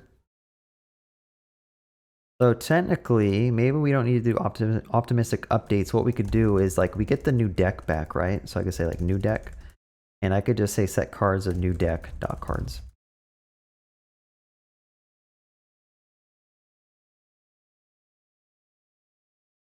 And then deleting a card will return a promise of T card. Let's make sure this works. Oh, I guess this would just be a T deck.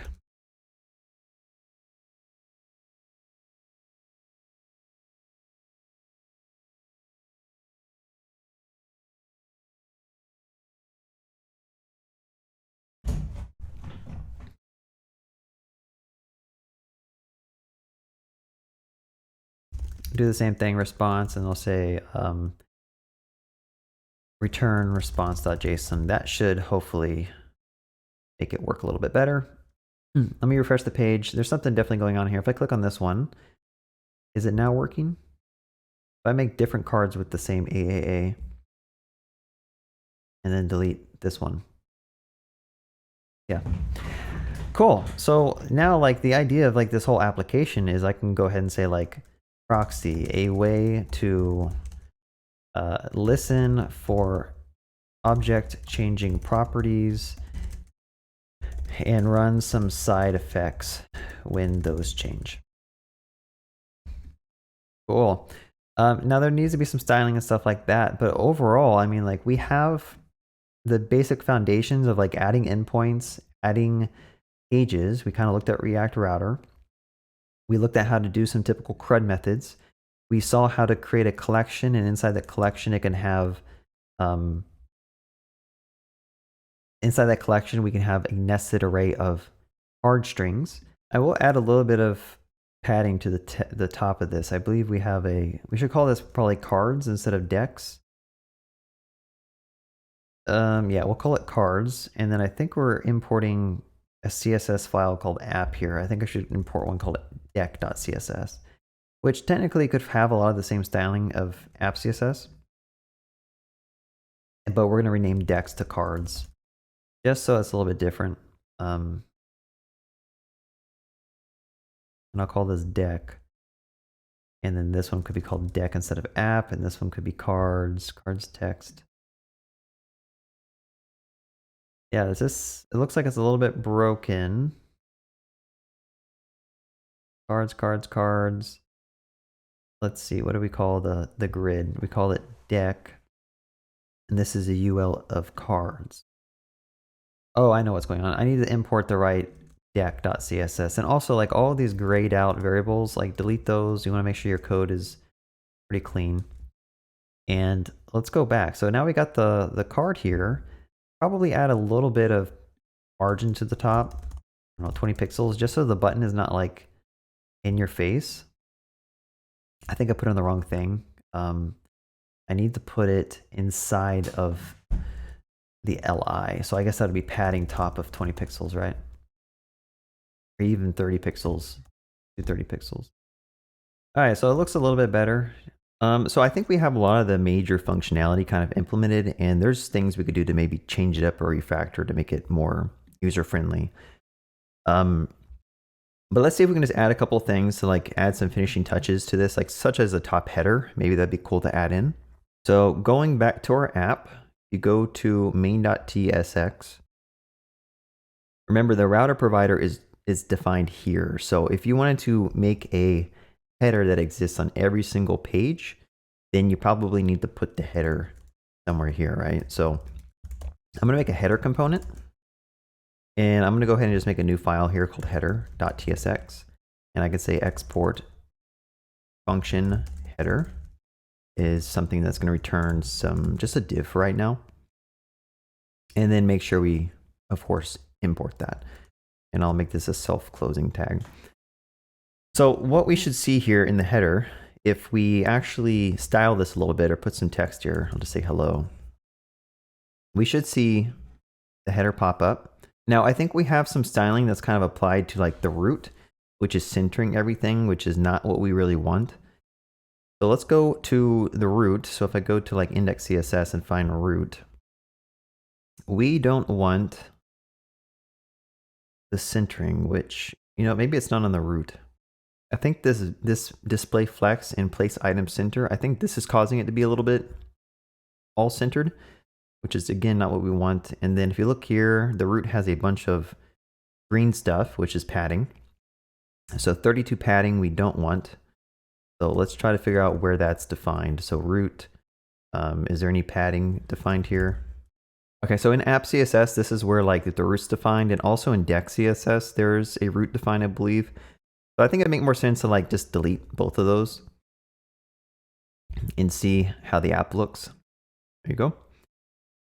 All right, so again, we're trying to build a header. So how do we do that? Well, let's go to our header component and let's try to style it a little bit. And the best way to do that is probably making a header CSS file. And I would just go ahead and style my header like this. And let's go ahead and add a class name to the header. This, I'll say header. And that gives us some scoping that we can just apply to the header directly.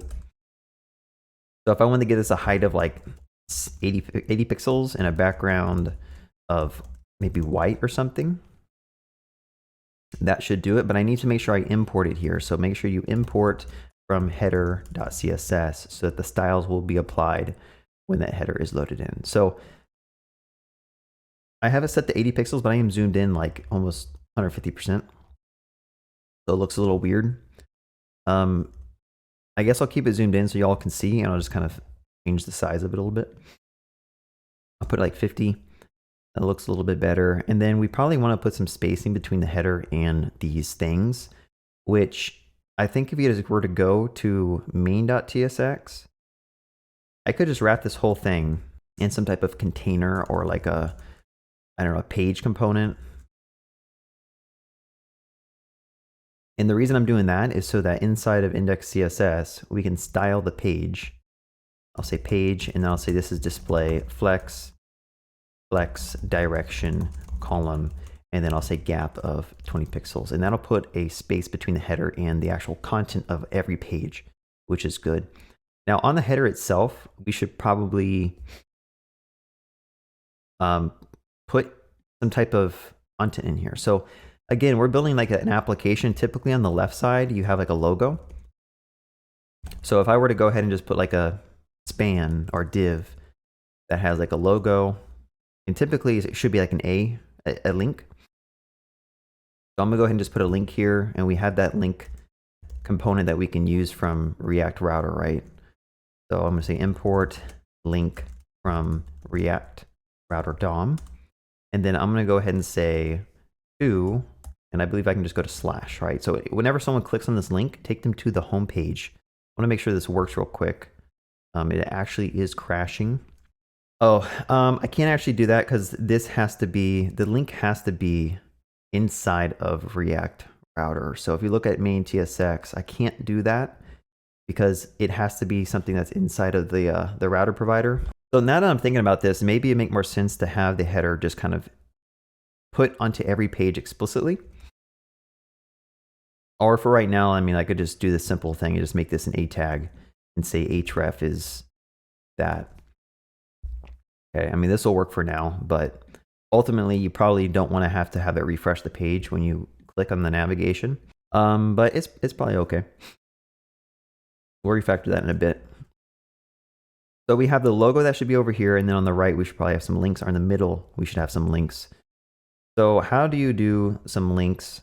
And then on the right, typically we have like a login and logout button. I'm not going to do authentication in this video, but if we were to make a div here and put like a login, like so, that would kind of give us a login button. And I'm just going to put 3 divs here, like this, and then I'm gonna have 3 main sections. So we'll have like the logo on the left, we'll have some links in the middle, that, and then we will have the login on the right. So how do you space these things all out? Well, if you look at the header class, we can basically give this a display of flex and then give it a justify content between. Now this should space them all out, I think. I might just have to give this thing a width of like 100%. Let's go ahead and look at this, justify content. So I don't think, whenever you look at the dev tools and it's crossing something out, it means you have it either misspelled or it's not right. Justify content. Which is weird because I'm pretty sure justify content is proper. Maybe it's called space between. I think I'm thinking about this wrong. There we go. You know, sometimes I usually get like IntelliSense that tells me like hints when I'm typing CSS. I don't know where that went. I don't know if it got turned off or something, but it's kind of frustrating that I can't get IntelliSense when I'm doing my CSS. I need to go find my extension that helped me out with that. You also notice that there's like, it would be cool if this was contained in the center of the page. I believe our container is like 600 pixels or 800. So if I were to give this a width, so in the header itself, if I were to wrap all this stuff so that the header is like, you know, so I have like a container, I could just do like class name. I'll just say container here. And I will just go ahead and put that here. And I think if we were to put inside of here, if I do like header.container, I could say the width is 800 pixels. And then this is where I could put some of these flexbox things. So I don't need this width thing. I could do flex here. And this should hopefully make it look a little bit better. Now I should probably also on here give it a margin 0 auto,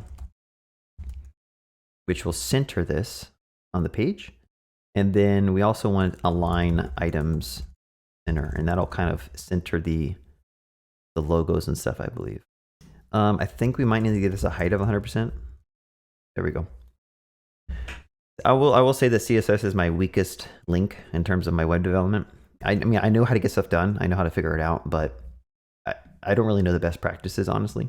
So now you can, you know, click on these different things. They don't actually do anything because we don't have a login page and we're not going to add one, but it just looks a little nicer when there's an actual like login header. And instead of logo, like we should probably actually name this like flash card stage or something.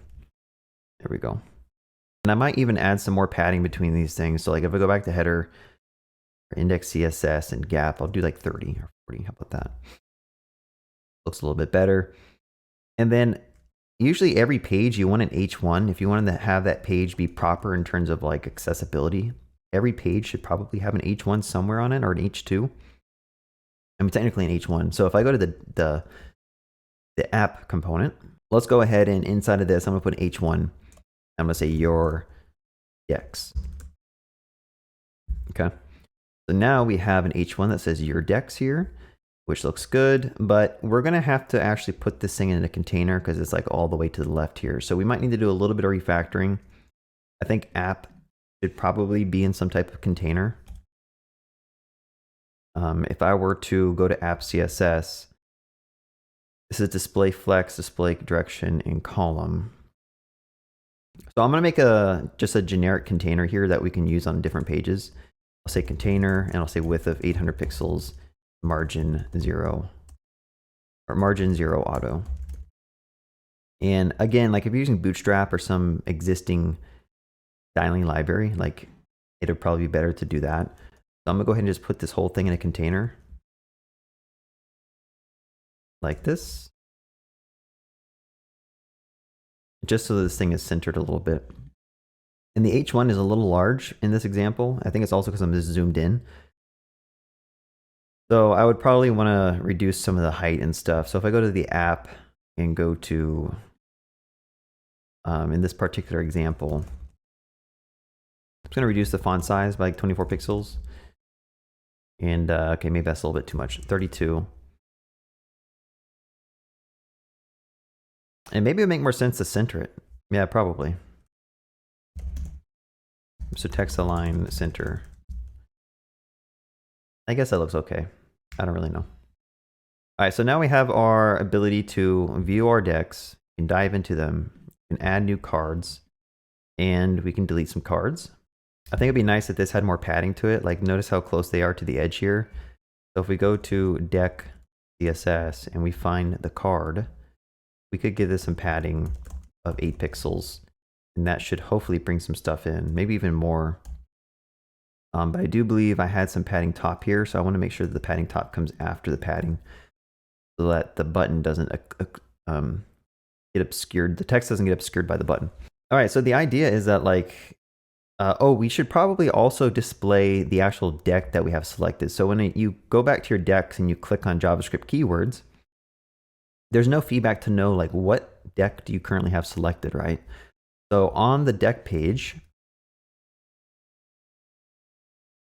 we need to display the name of the deck. Now we have deck already set here. Notice that it's grayed out.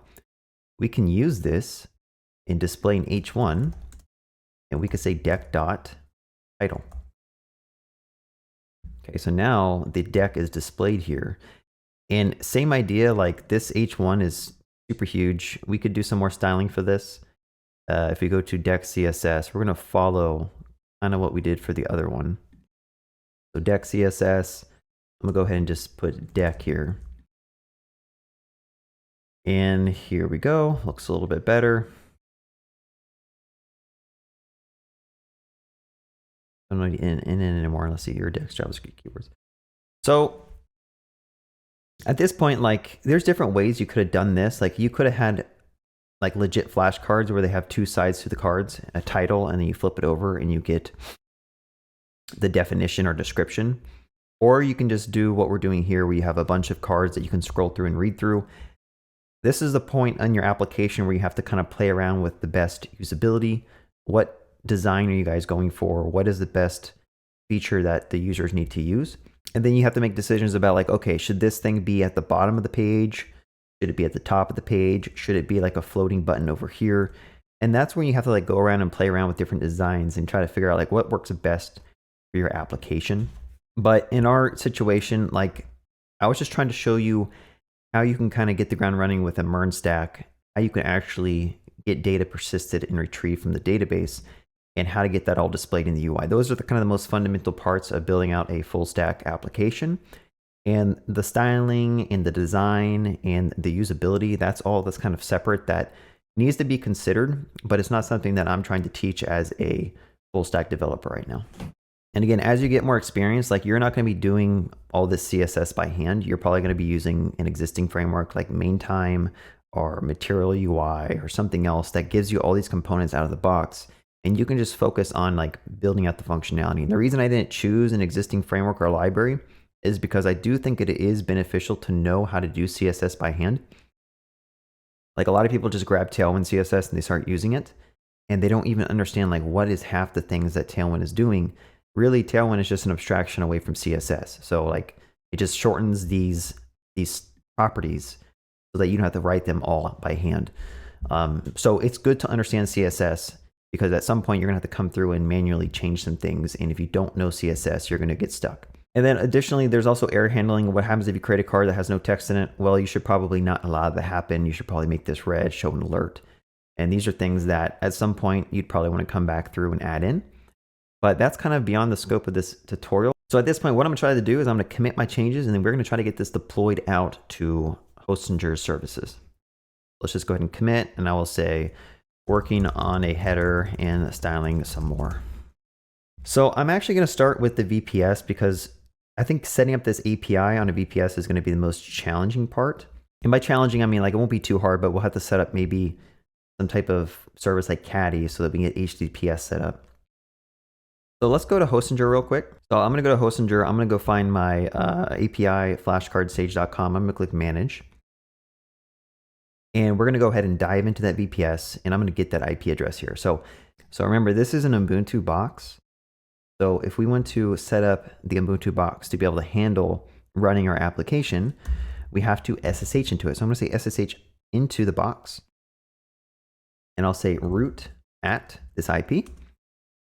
I'll say yes, and then I have a password on my clipboard that I'm gonna paste in, and now we're actually inside the machine. So we are literally in a machine that's across somewhere in the world that's not my computer. And we can start actually installing some things. Okay, so we are in a root folder, and let's see what things we have. We probably don't have Git, we probably don't have Node, we probably don't have npm. So these are the main things that we're gonna have to install.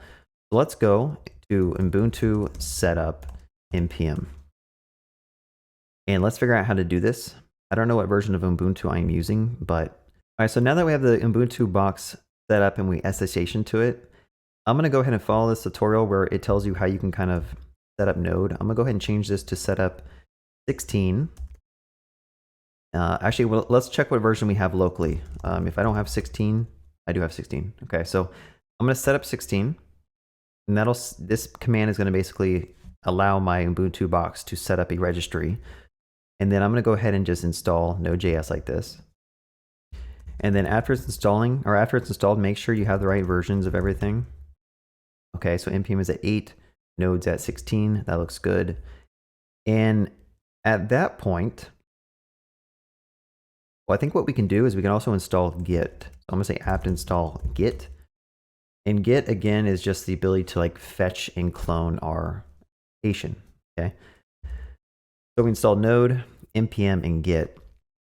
Now what we wanna do is we wanna go to our repo, which is over here, and I'm gonna go ahead and just clone this with HTTPS. I'm gonna say git clone and just go ahead and pull that over. And if I do an ls, it'll print out the project that we just worked on. I'm gonna cd into that folder, and then I'm gonna say npm install, and that's going to set up all of the necessary node modules that we'll need for running the server. So that hopefully should be good. Make sure there's a node modules directory. So let's just try running this real quick. I think if I were to just do an npm run dev, this should host the application. Again, this isn't like a production ready host, but I do want to make sure that everything works. So this is crashing because it could not connect to the Mongoose instance. So remember, you need a .env file to successfully connect to the database. So what I'm going to do is I'm going to make a .env file in the server directory.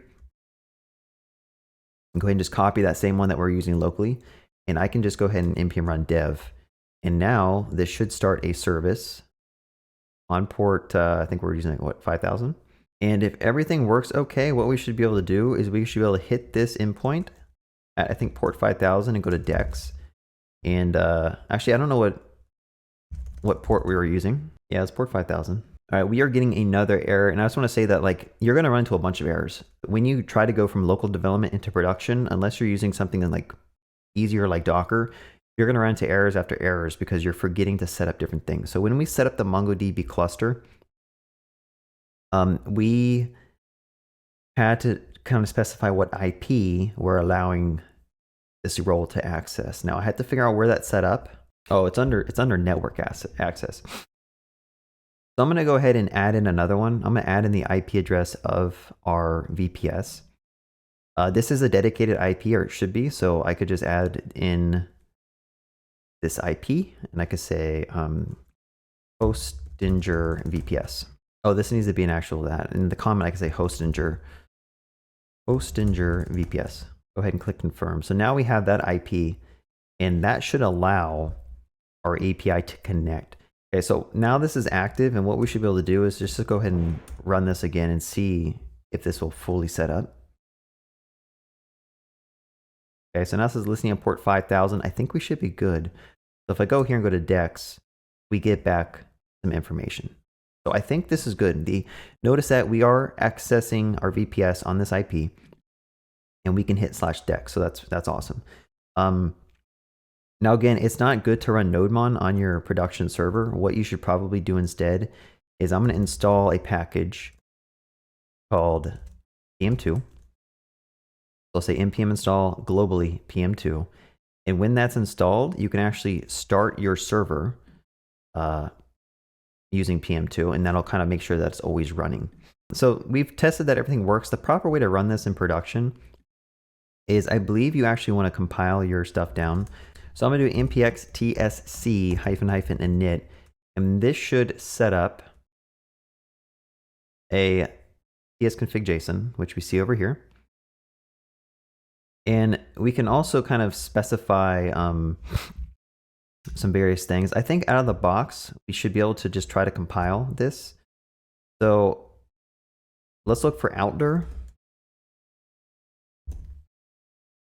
So outdoor, I'm going to specify like a build directory here. Okay, so this will basically, when we compile the TypeScript, it'll put all the compiled things in a build directory. You could also change this to dist or something. And in the package JSON, I'm going to go ahead and make a build command, which is just going to run tsx over my project. And then the start command potentially could just do a node on, let's see, build JavaScript. We'll have to see what happens. So now if I were to run npm run build, it should load in that tsconfig. It should compile all of our TypeScript into JavaScript. And notice here we have all of our JavaScript files.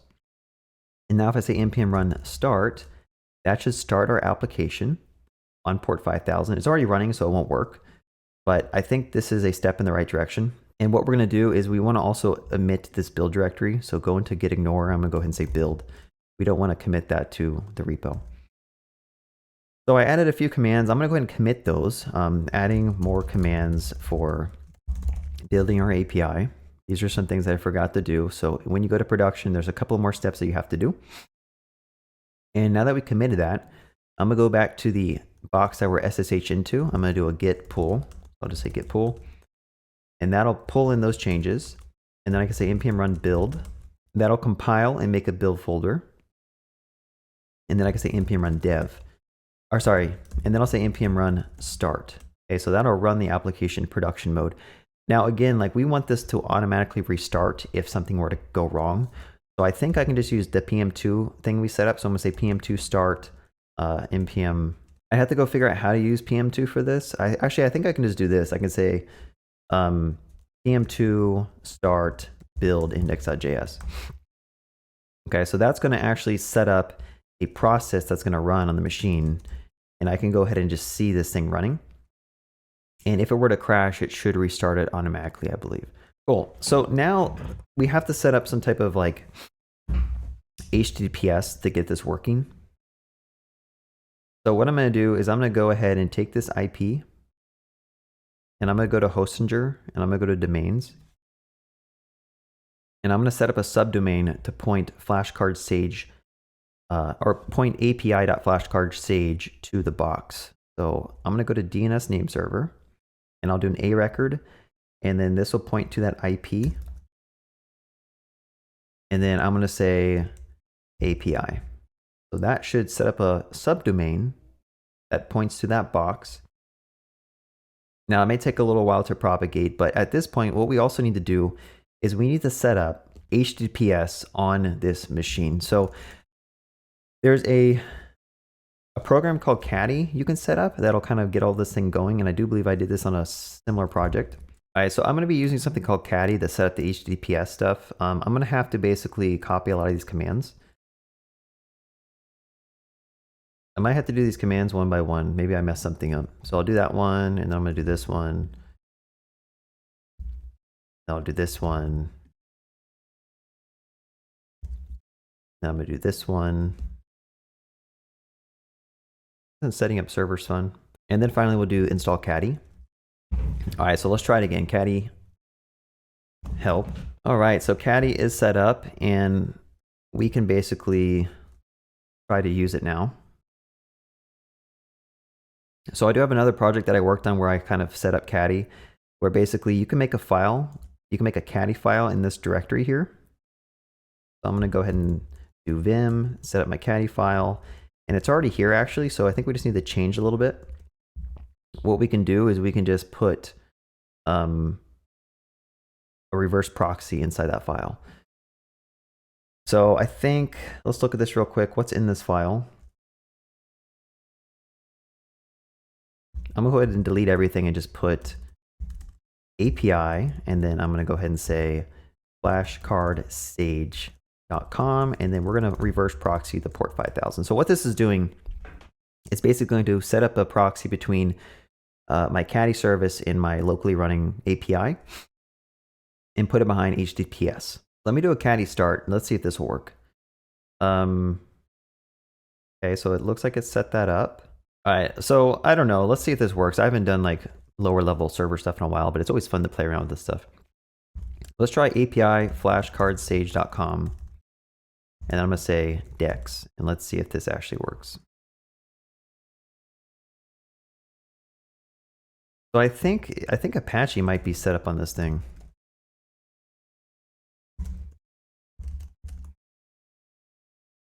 Yeah, so the machine has Apache on it. I don't really want Apache right now. I'm gonna go ahead and like system control stop Apache 2. So I'm gonna do caddy start -- config, and then I'm gonna go ahead and put this location here. And that should set up Caddy, set up the reverse proxy. Now if I go to over here and refresh the page, notice that I can access the decks. So we have fully set up the API to allow requests. And now the next step is how do you set up the UI? Okay, so let's go back to the client. And I do believe we have in the client, it's like hard coded to do a certain URL. So if remember we go here, this is hard coded for localhost, which is not really what we want. So what I'm gonna do instead is I'm just gonna change this to API flashcardstage.com for right now. But you could also do a Vite config. So like if I do Vite how to get environment variables, and I go over here, I can basically import an environment variable like this. And I believe if it's on the front end, it has to be a prefix with Vite. So I can just do this like so. And I believe I can say use API URL, or I could fall back on localhost 5000. Let's try this. So what I want to do is on my local laptop, I'm going to go ahead and try building this. So I'm going to say, let's look at the package JSON in the client. And we are going to try to see if there's a build command, which there is. And I want to go ahead and just make a .env file, I believe. And I'm going to do .env here. Inside the client folder, I'll do .env. And I'm going to do Vite API URL is equal to HTTPS API flashcardstage.com. And I should be able to do an npm run build, and that should use that environment variable and put it in my actual like compiled JavaScript. So just to verify that, I want to go ahead and search this entire file for that URL, and notice that it actually is in the code base. So now the next step is, how do we deploy our UI to Hostinger? Well, if we go back to Hostinger, and I have a bunch of stuff open, let me close all these things. If I go back to Hostinger, we set up the domain, we set up the API, we set up HTTPS using Caddy. Now if I go to hosting and go to the premium shared hosting, this one, I'll go ahead and click, this one, flashcardstage.com, I'll click manage, and we're gonna go into the file manager so we can actually deploy this thing out. So now that we're in the file manager, I'm gonna click public HTML, and I'm gonna go ahead and try to upload, which I believe is probably this button. I'm going to upload an entire directory here. So let's see if I can do this properly. I'm going to go to my workspace. I'm going to go to my project, which I called flashcard stage, client, dist. And I'm going to go ahead and select, I don't know if I want to do files. If I do upload dist, I think I might just upload the entire dist folder. Let's try it out and see what happens, but this might not be the right way to do it. Let's try it out. Okay, so we are going to upload the dist folder, and I need to move this dist folder up a level. So I'm going to go ahead and just copy all these and say move file, and I'm going to move them to up a level. Just go ahead and click move, and then I can kind of delete this old one.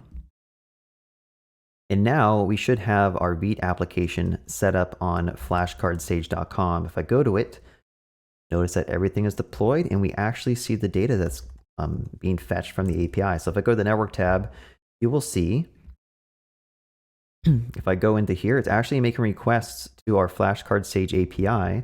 This is all secured over HTTPS, and I can actually start using this application live and start adding new things like for loop, something, I don't know. Cool, so we fully created a MERN stack application. We got it all set up, all integrated. We got it deployed to Hostinger's premium shared hosting, and then also set up our API on a Hostinger VPS. And setting up the VPS again was the more challenging part. The premium shared hosting is really easy. You just basically copy over your built Vite application or your compiled React application, and you're good to go. I mean, everything else is already set up for you. Just make sure you have the index in the main public HTML file folder, and everything will just be hosted for you when you go to your app. And then if you wanted to make changes and do more deploys, you basically just rerun your build, copy those over if you want to. And same with the API, you'd have to kind of commit your changes and go SSH into the box and do a git pull and restart your PM2 service. So that about wraps up this tutorial. If you guys learned something, be sure to give me a thumbs up, leave a comment below if there's something that I could work on to better explain what I'm doing. And feel free to join my Discord if you want to talk to me directly. Again, if you want to do anything with Hostinger, be sure to check out the description. There is a link and a code you can use to set up and sign up for any of these services that you saw.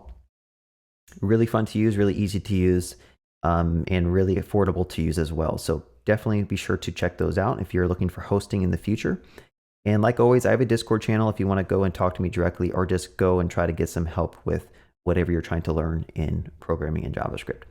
This code will all be hosted at this Git repo, which I'll also put in the URL. So be sure to check that out if you want to kind of see how I did any of this. And like always, have a good day and happy coding.